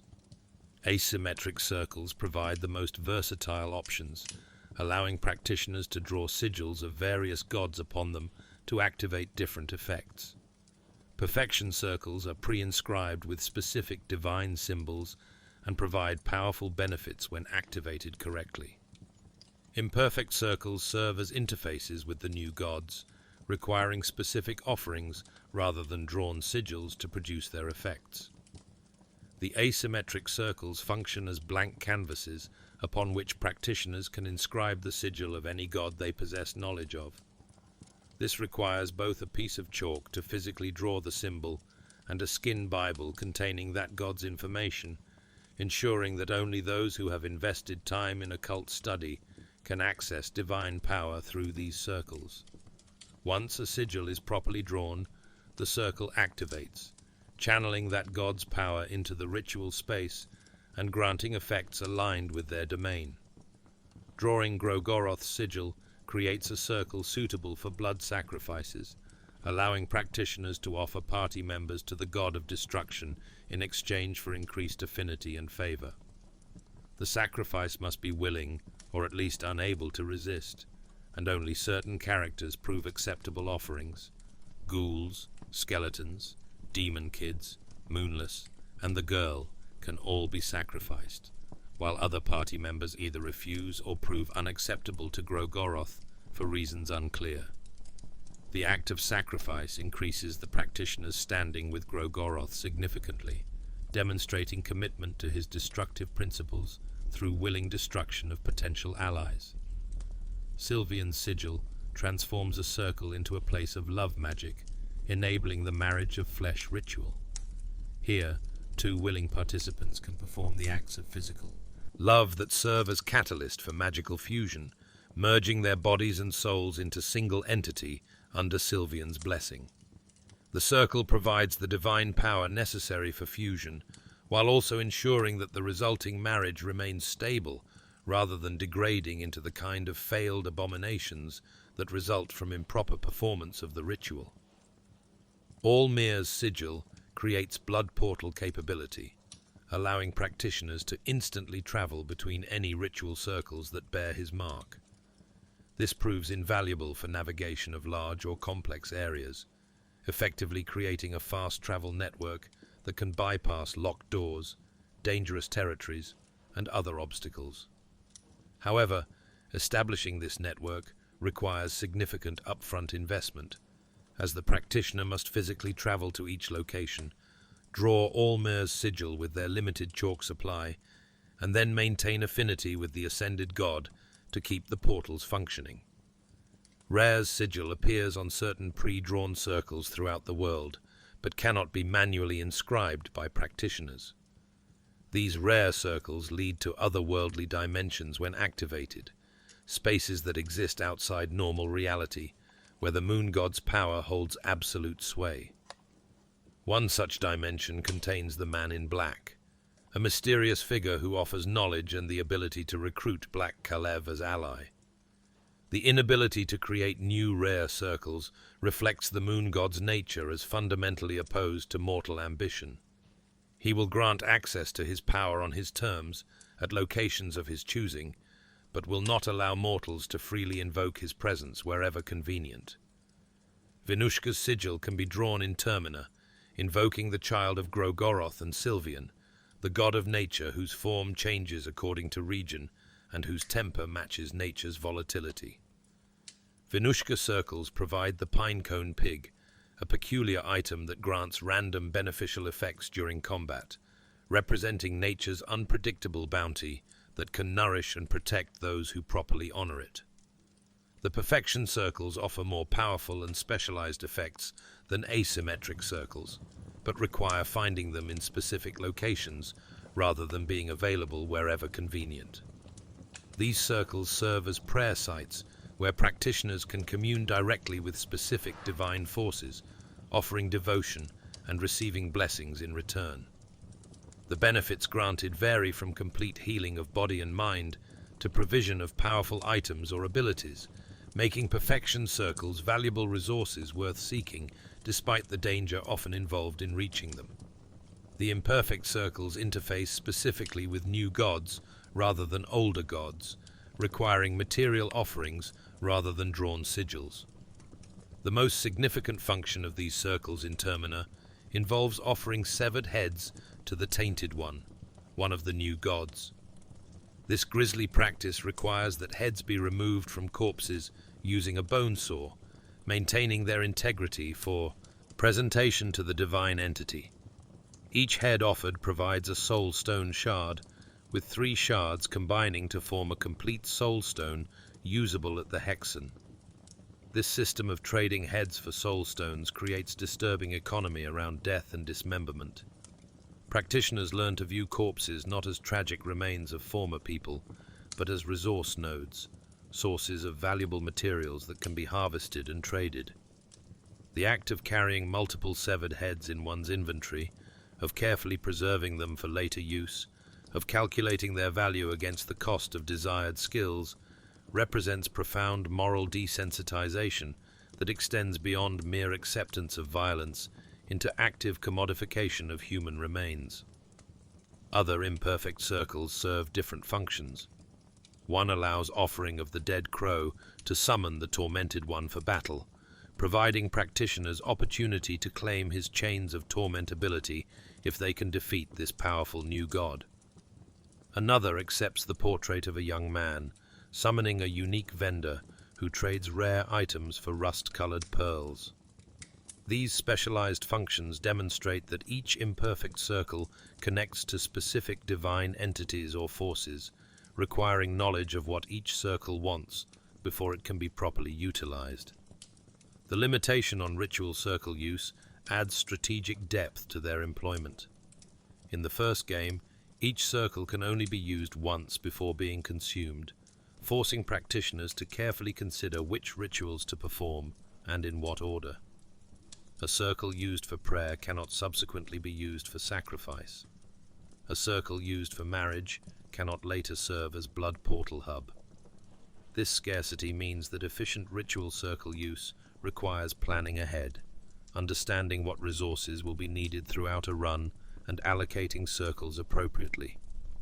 Termina modifies this system slightly, allowing certain circle functions to be performed multiple times, while others remain single-use. The asymmetric circles still permanently bond to whatever sigil is first drawn upon them, but certain perfection circle effects can be accessed repeatedly. This creates different strategic considerations, as players must decide between maximizing immediate benefits through repeated use of known circles versus exploring to find new circles that might offer greater but one-time only rewards. The physical locations of ritual circles throughout the game world often carry narrative or thematic significance. Circles frequently appear in places associated with death or transition, near altar rooms, in prison cells where people suffered, at crossroads where multiple paths intersect. This placement suggests that circles naturally form or are intentionally constructed at locations where reality's fabric has already been stressed or weakened, where the boundary between physical and spiritual realms has worn thin through tragic events or concentrated suffering.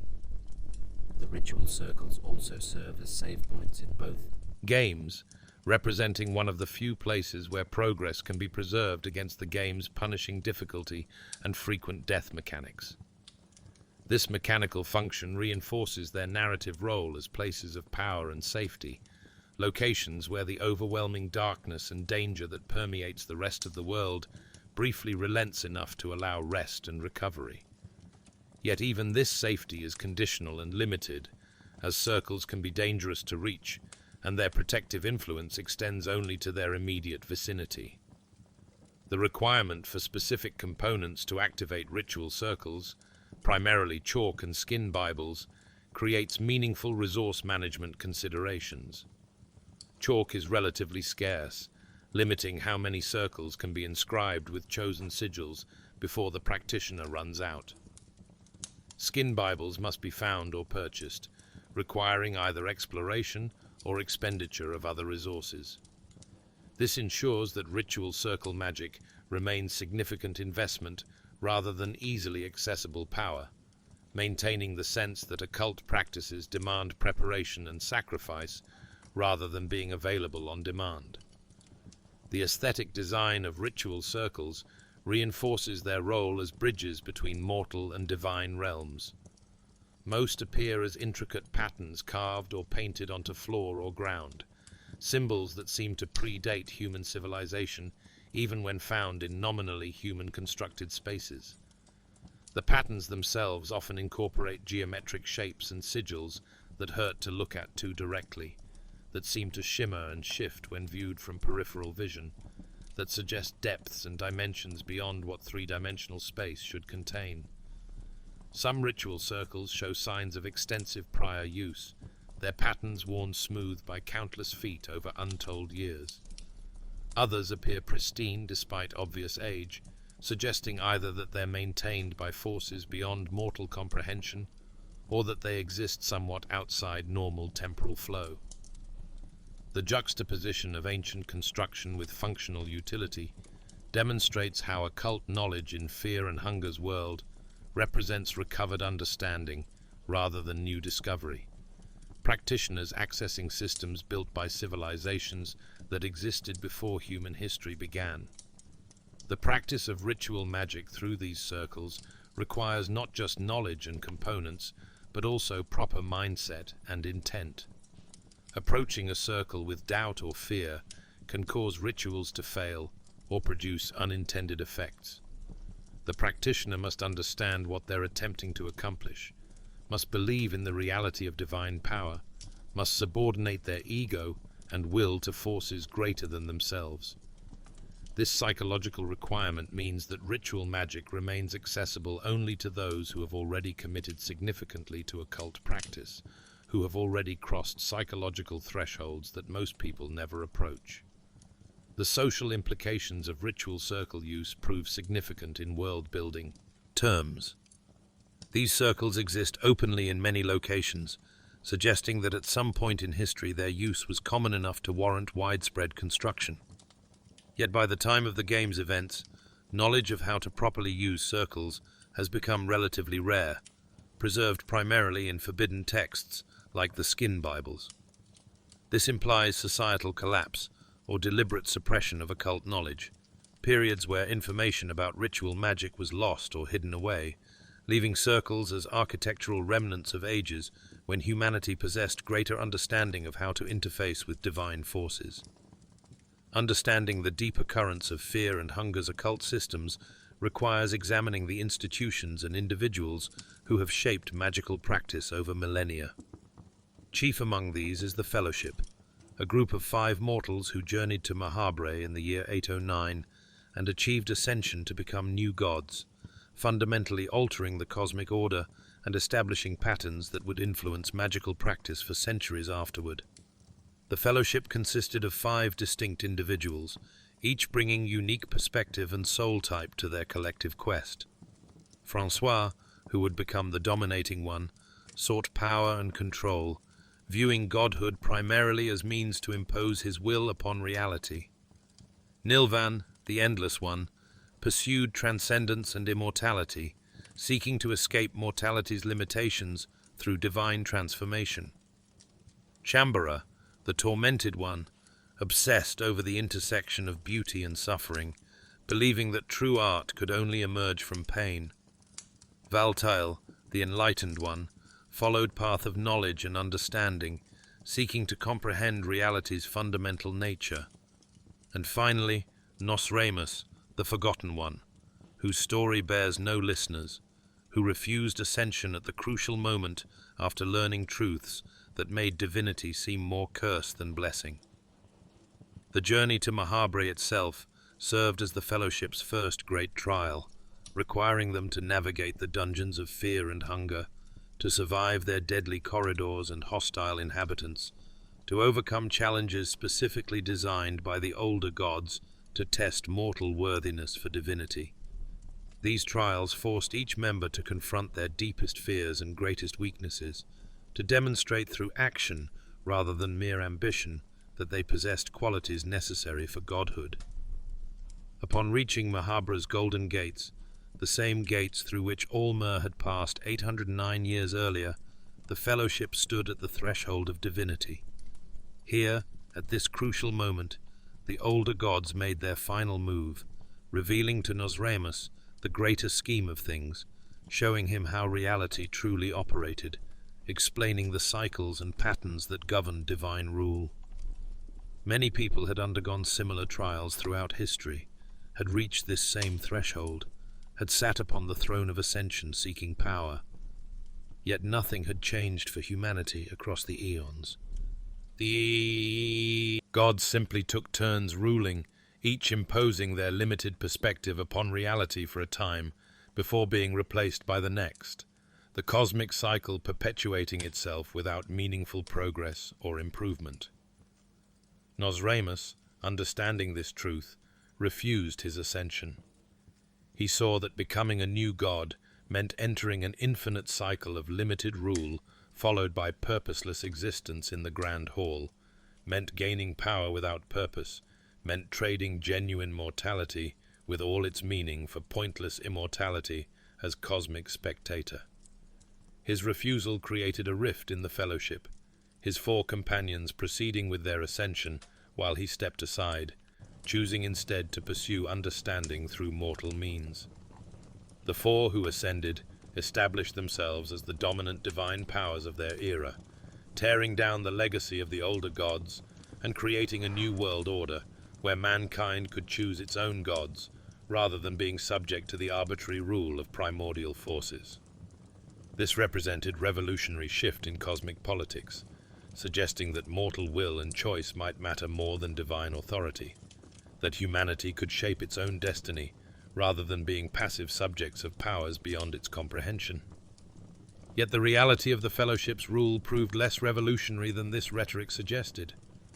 Francois in particular became a selfish deity, despised even by other new gods, who guarded the throne of ascension jealously and prevented new ascensions for nearly 800 years, twice as long as typical new god cycles. His determination to remain in power transformed him from liberator into tyrant, his initially noble goals corrupted by the same hunger for control that he had once opposed in others. The Fellowship's eventual loss of influence over common folk demonstrates how even divine power cannot permanently shape mortal perception and belief. The tales of these new gods gradually transformed from living religion into mere legend, their actual existence and actions fading into mythology as generations passed without direct divine intervention. This loss of relevance mirrors the older gods' earlier withdrawal, suggesting that all gods eventually become irrelevant to mortal life, regardless of their origins or initial intentions. The Skin Bibles represent the Fellowship's most enduring contribution to occult practice, comprehensive texts documenting the nature of various gods and how to properly invoke their power.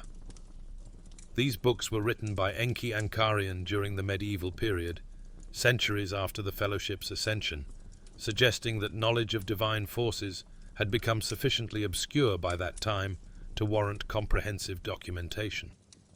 The decision to inscribe these texts upon human skin rather than conventional parchment or paper carries obvious horrific implications, transforming each Skin Bible into an act of violation against whoever provided the material.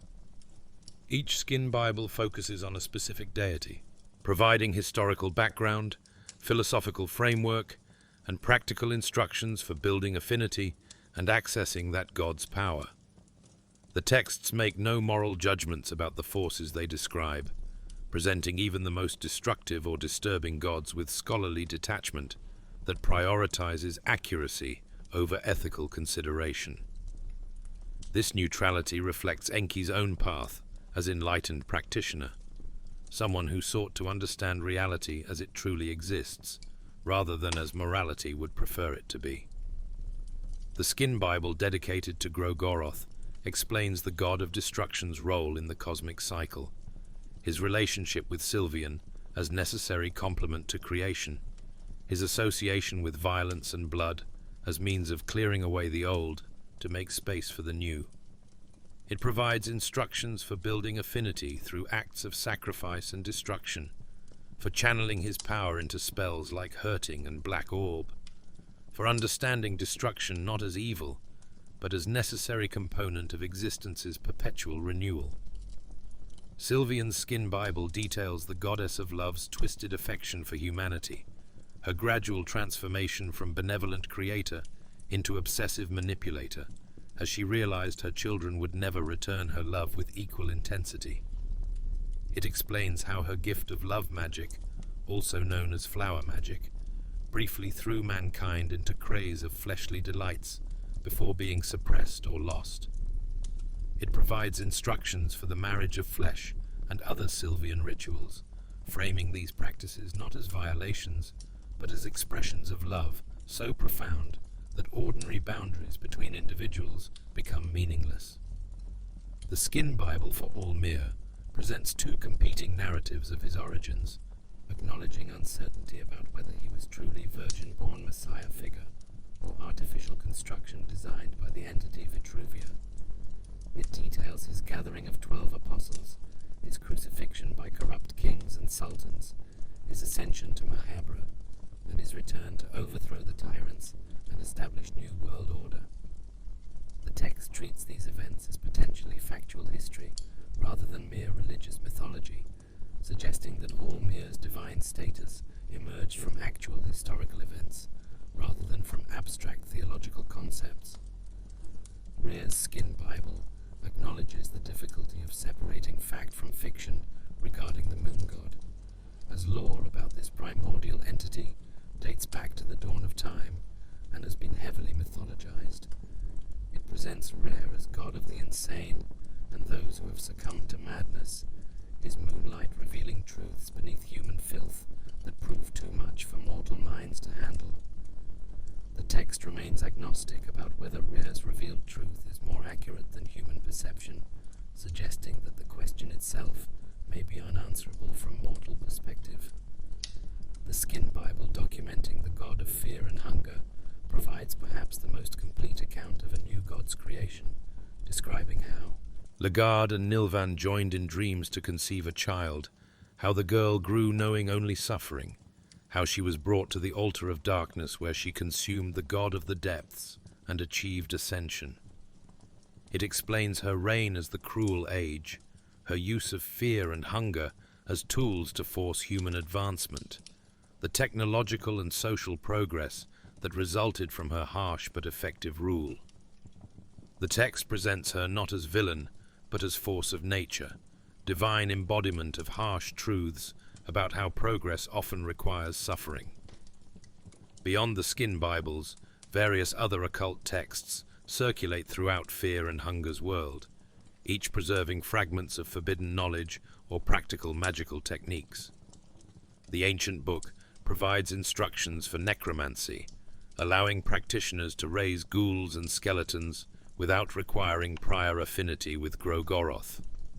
Various grimoires detail specific spells or rituals, their pages often stained with substances that suggest their creation involved practices as disturbing as their contents. The academic study of occult forces appears to be somewhat legitimized by the time of Termina, with references to universities where such knowledge is taught in controlled contexts. Yet this legitimization comes with strict oversight and censorship, authorities carefully monitoring who has access to dangerous knowledge and under what circumstances.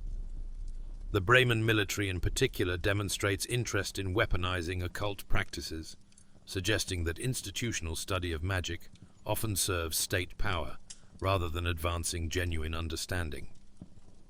The Vatican's involvement in occult suppression creates interesting tensions in Termina's setting. An organization founded on worship of All-mer, himself an ascended god who achieved divinity through mortal effort, now works to prevent others from attempting similar ascension. This apparent hypocrisy reflects pragmatic political reality. Those who hold power typically work to prevent others from acquiring similar power, regardless of how they themselves originally obtained it. The Vatican's priests possess knowledge of magic and ritual, but carefully control its distribution, maintaining monopoly on legitimate occult practice while condemning unauthorized practitioners as heretics or criminals. Various cults and secret societies operate throughout Fear and Hunger's world, each preserving different fragments of occult knowledge or practicing different magical traditions. The Wolf Mask cult worships Gro-goroth through ritualized violence and cannibalism. The Bunny Mask cult serves Sylvian through ritualized sexuality and fertility rites. The Yellow Mages of Abyssinia follow traditions dating back thousands of years, possessing magical techniques distinct from European practices. These diverse traditions suggest that occult knowledge emerges independently across different cultures, that the relationship between mortal and divine manifests in culture-specific ways that, nevertheless, follow certain universal patterns. Perkele and his followers, who serve the sulfur god while ostensibly running Termina festivals for Rher, demonstrate how occult institutions can be hijacked or subverted. These cultists use the festival structure created by one god to serve a completely different deity, exploiting Rher's framework for their own purposes. This suggests that occult institutions remain vulnerable to infiltration and corruption, that the boundary between legitimate and illegitimate practice often proves more permeable than authorities would prefer. The physical locations where occult knowledge is preserved carry their own significance. Grand libraries in Mahabre contain countless volumes documenting magical practices and divine histories. The temple district's various structures each house specific types of knowledge aligned with different new gods. Hidden caves and forgotten chambers throughout the dungeons preserve texts that predate human civilization, written by or about beings that existed before mankind's emergence. This geographical distribution of knowledge ensures that no single source contains complete understanding, that practitioners seeking mastery must travel widely and risk much to gather comprehensive education in the occult arts. The transmission of occult knowledge from master to student represents another crucial institution, though one that operates informally rather than through established structures. Nasra, the great wizard, serves as example of this master-student dynamic, possessing tremendous knowledge that he shares selectively with those he deems worthy or useful. Yet his teaching comes with costs and dangers, as the wizard's sadistic nature means that learning from him might prove more hazardous than the knowledge gained is worth. Other magical practitioners throughout the world follow similar patterns, hoarding knowledge as source of power while occasionally training successors who might carry their traditions forward. The economic dimensions of occult knowledge deserve consideration as well. Skin Bibles and other texts command high prices when found for sale, reflecting both their rarity and the value of the information they contain. Soul stones, the currency used at Hexen tables, represent another form of economic exchange where spiritual essence is traded for magical knowledge. This creates markets around occult materials, networks of traders and collectors who facilitate the distribution of magical resources while taking their cut of the value created. The institutional aspect of occult practice in Fear and Hunger demonstrates how magic, despite its otherworldly nature and divine origins, remains subject to same human dynamics that govern any valuable resource: hoarding by those who possess it, suppression by authorities who fear it, trade by those who can profit from it, and preservation by those who recognize its importance. The Fellowship's attempt to democratize access to divinity ultimately failed, as power structures reasserted themselves and new hierarchies emerged to control magical knowledge and practice. This suggests a pessimistic view of institutional reform, implying that no matter how revolutionary a change might seem initially, human nature inevitably reasserts familiar patterns of domination and control. Beyond the specific transformations already discussed, like moonscorching and marriage of flesh, Fear and Hunger's universe contains numerous other forms of physical transformation that demonstrate how magic and divine power reshape mortal flesh. These changes range from subtle alterations to complete metamorphosis, from temporary enhancements to permanent mutations that leave victims forever changed. Understanding these various transformations reveals much about the universe's underlying rules regarding body, identity, and the physical consequences of trafficking with forces beyond mortal comprehension. Ghoulification represents perhaps the most common form of involuntary transformation in Fear and Hunger. Victims of this process become undead creatures, their bodies persisting beyond death in corrupted state that allows continued animation despite lacking true life. Ghouls retain fragmentary echoes of their former humanity, sometimes capable of basic communication, occasionally demonstrating behaviors reminiscent of their mortal existence. Yet they exist primarily as hollow shells, consciousness so degraded that they respond mainly to base impulses of hunger and violence. The process by which living humans become ghouls remains somewhat unclear in the first game's lore. Some ghouls appear to have been created through active necromantic intervention by dark priests or other practitioners.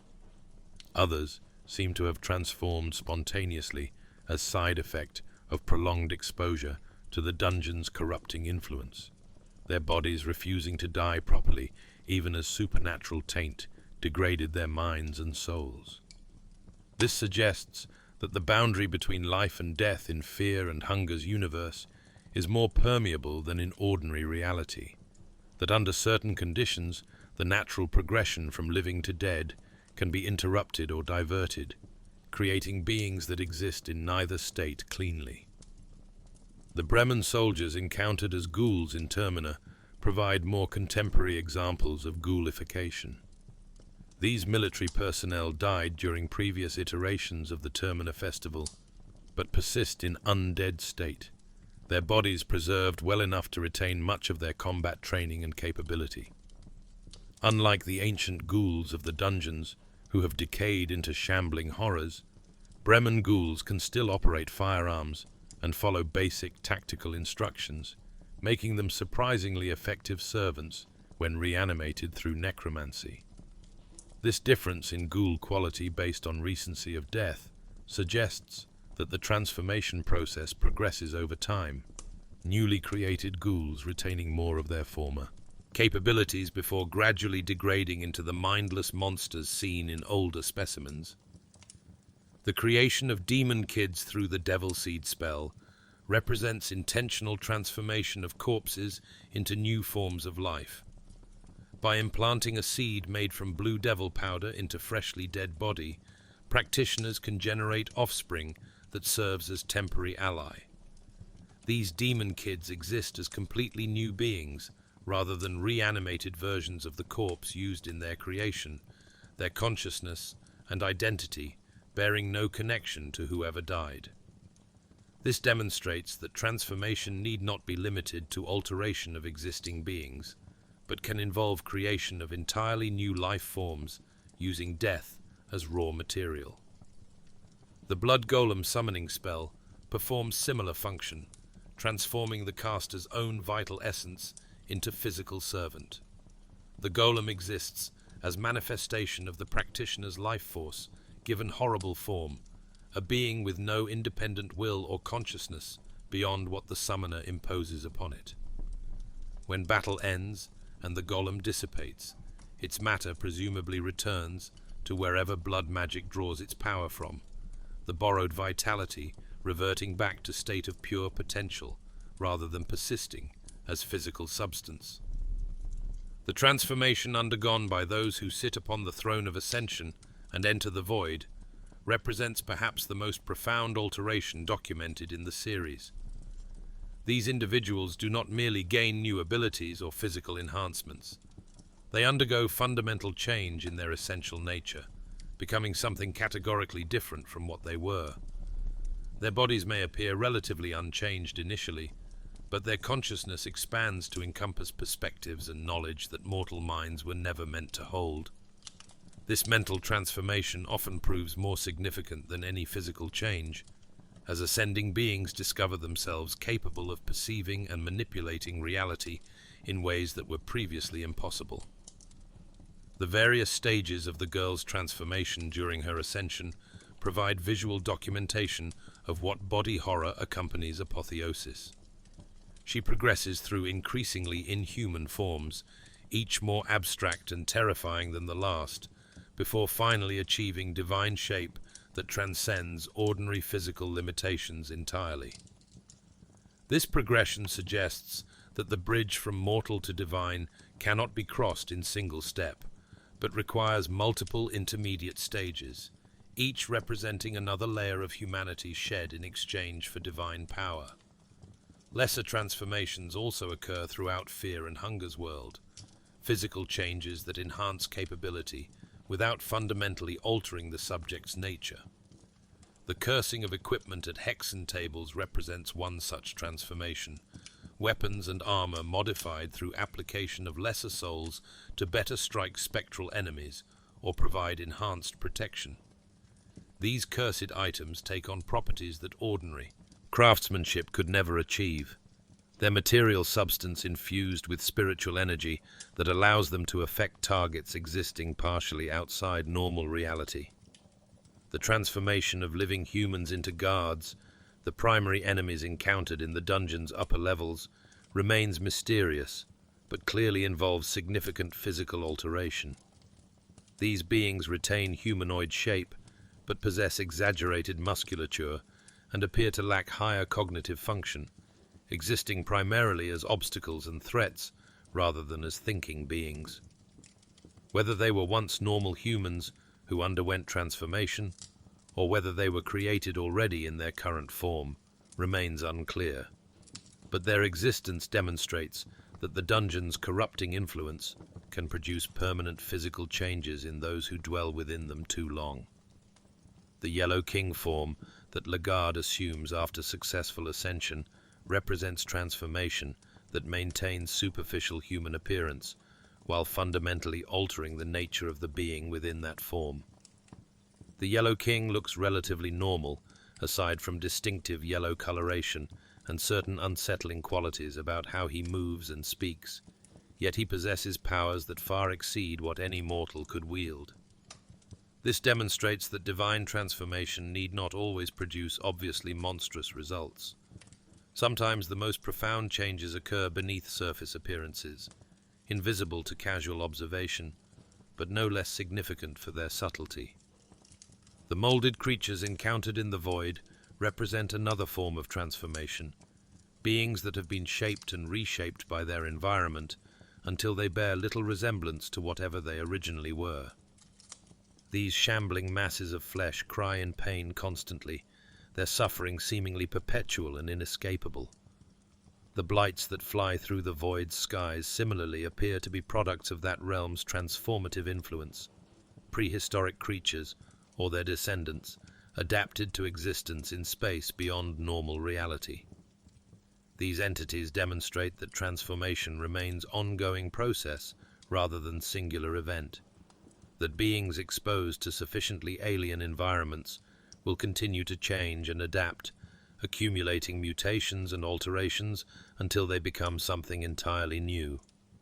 The physical costs of practicing magic manifest as another form of gradual transformation. Blood mages, who repeatedly sacrifice their vitality to fuel spells, find their bodies becoming increasingly fragile, veins prominent beneath skin that grows pale and thin. Necromancers who handle corpses regularly begin to smell of decay that no amount of bathing can fully eliminate.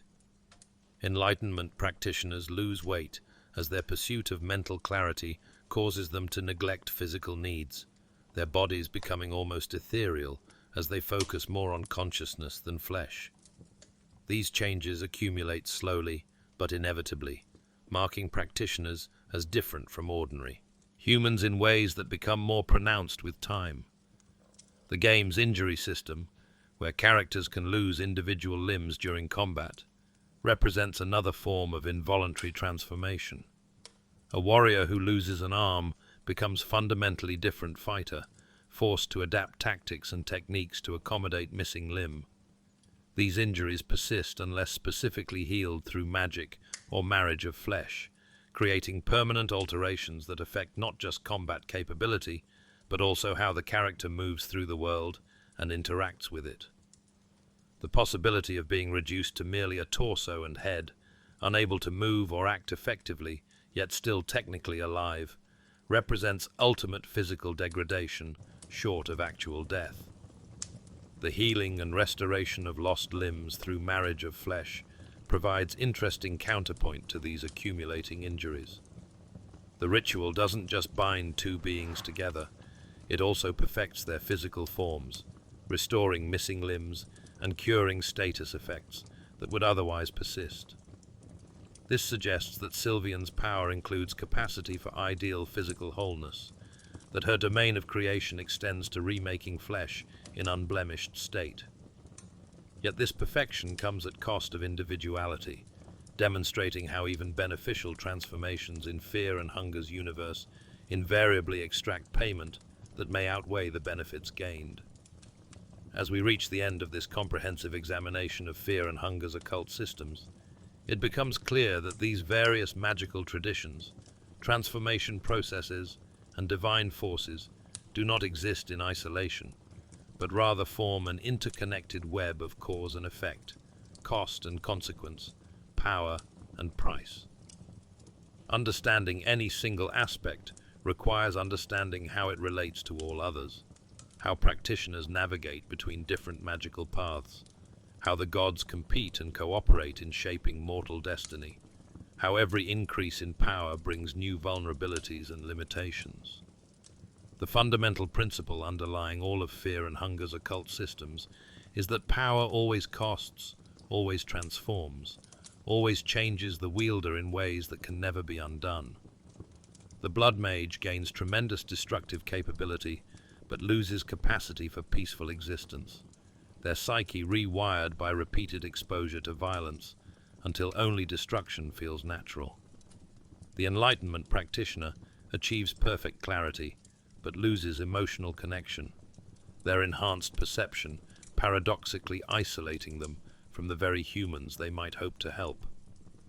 The moonscorched victim gains supernatural strength, but loses humanity entirely, transformed into monster that embodies their deepest fears.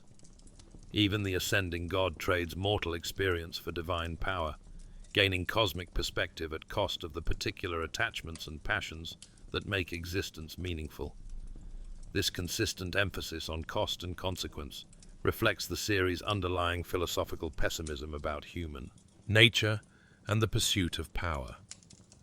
Fear and Hunger suggests that humanity cannot escape its limitations through simple acquisition of greater capabilities.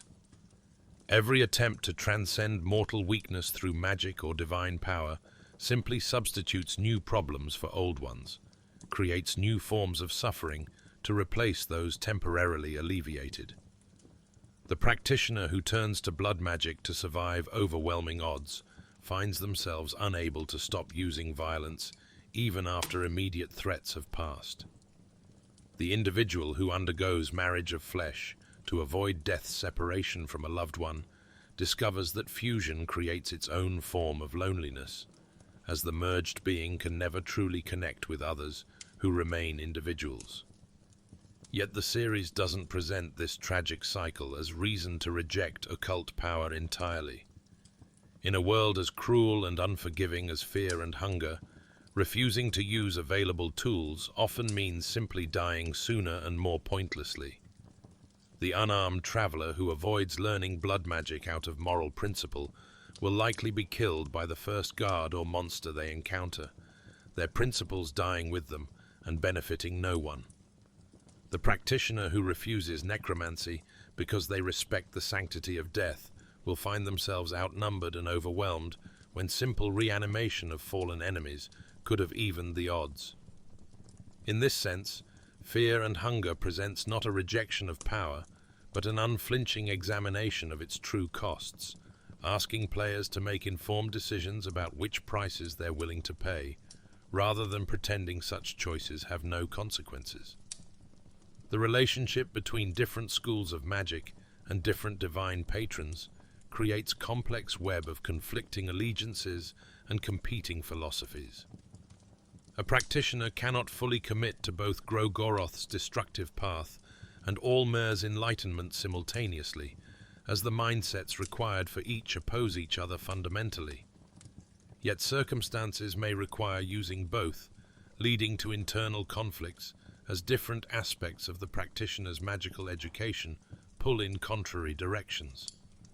This tension between different magical paths mirrors human experience more broadly, the way people contain multitudes and must navigate between competing values and priorities.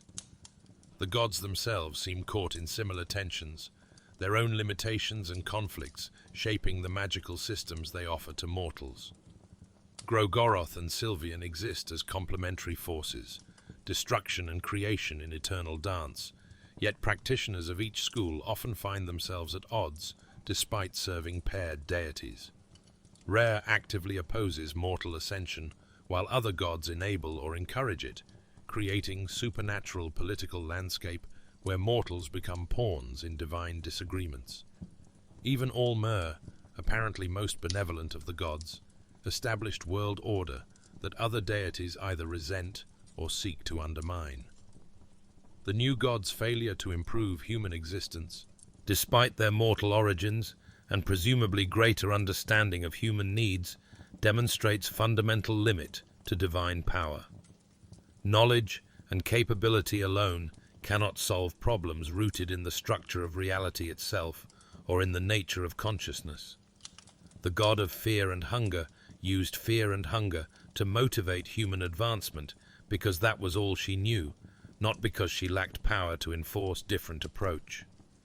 The fellowship members who became new gods found themselves trapped by the very system they had hoped to reform, sitting idle in the grand hall because transcendent understanding removed motivation for action rather than enabling more effective intervention. This suggests that fear and hunger's universe operates under something resembling cosmic conservatism, where fundamental change proves nearly impossible regardless of how much power is applied. The older gods withdraw, but are not truly defeated. New gods arise but follow the same patterns as their predecessors. Mortals seek divinity, but find that godhood brings only new forms of limitation and dissatisfaction. The cycle perpetuates not because no one tries to break it, but because the cycle itself may be more fundamental than any entity operating within it. Yet within these cosmic limitations, individual choices and actions still matter profoundly. The specific path a practitioner chooses shapes not just their capabilities, but their very identity, determines what they will become and what they will sacrifice in the becoming. The rituals performed, the gods propitiated, the transformations undergone, all of these accumulate into legacy that extends beyond single lifetime or single instance of power wielded. Enki Ankarian's skin Bibles preserve knowledge across centuries. The girl's ascension shapes civilization for an entire age. Individual choices create ripples that spread farther than any individual could foresee or control. For players engaging with these systems, the occult mechanics of fear and hunger create a unique form of horror that extends beyond simple shock or disgust.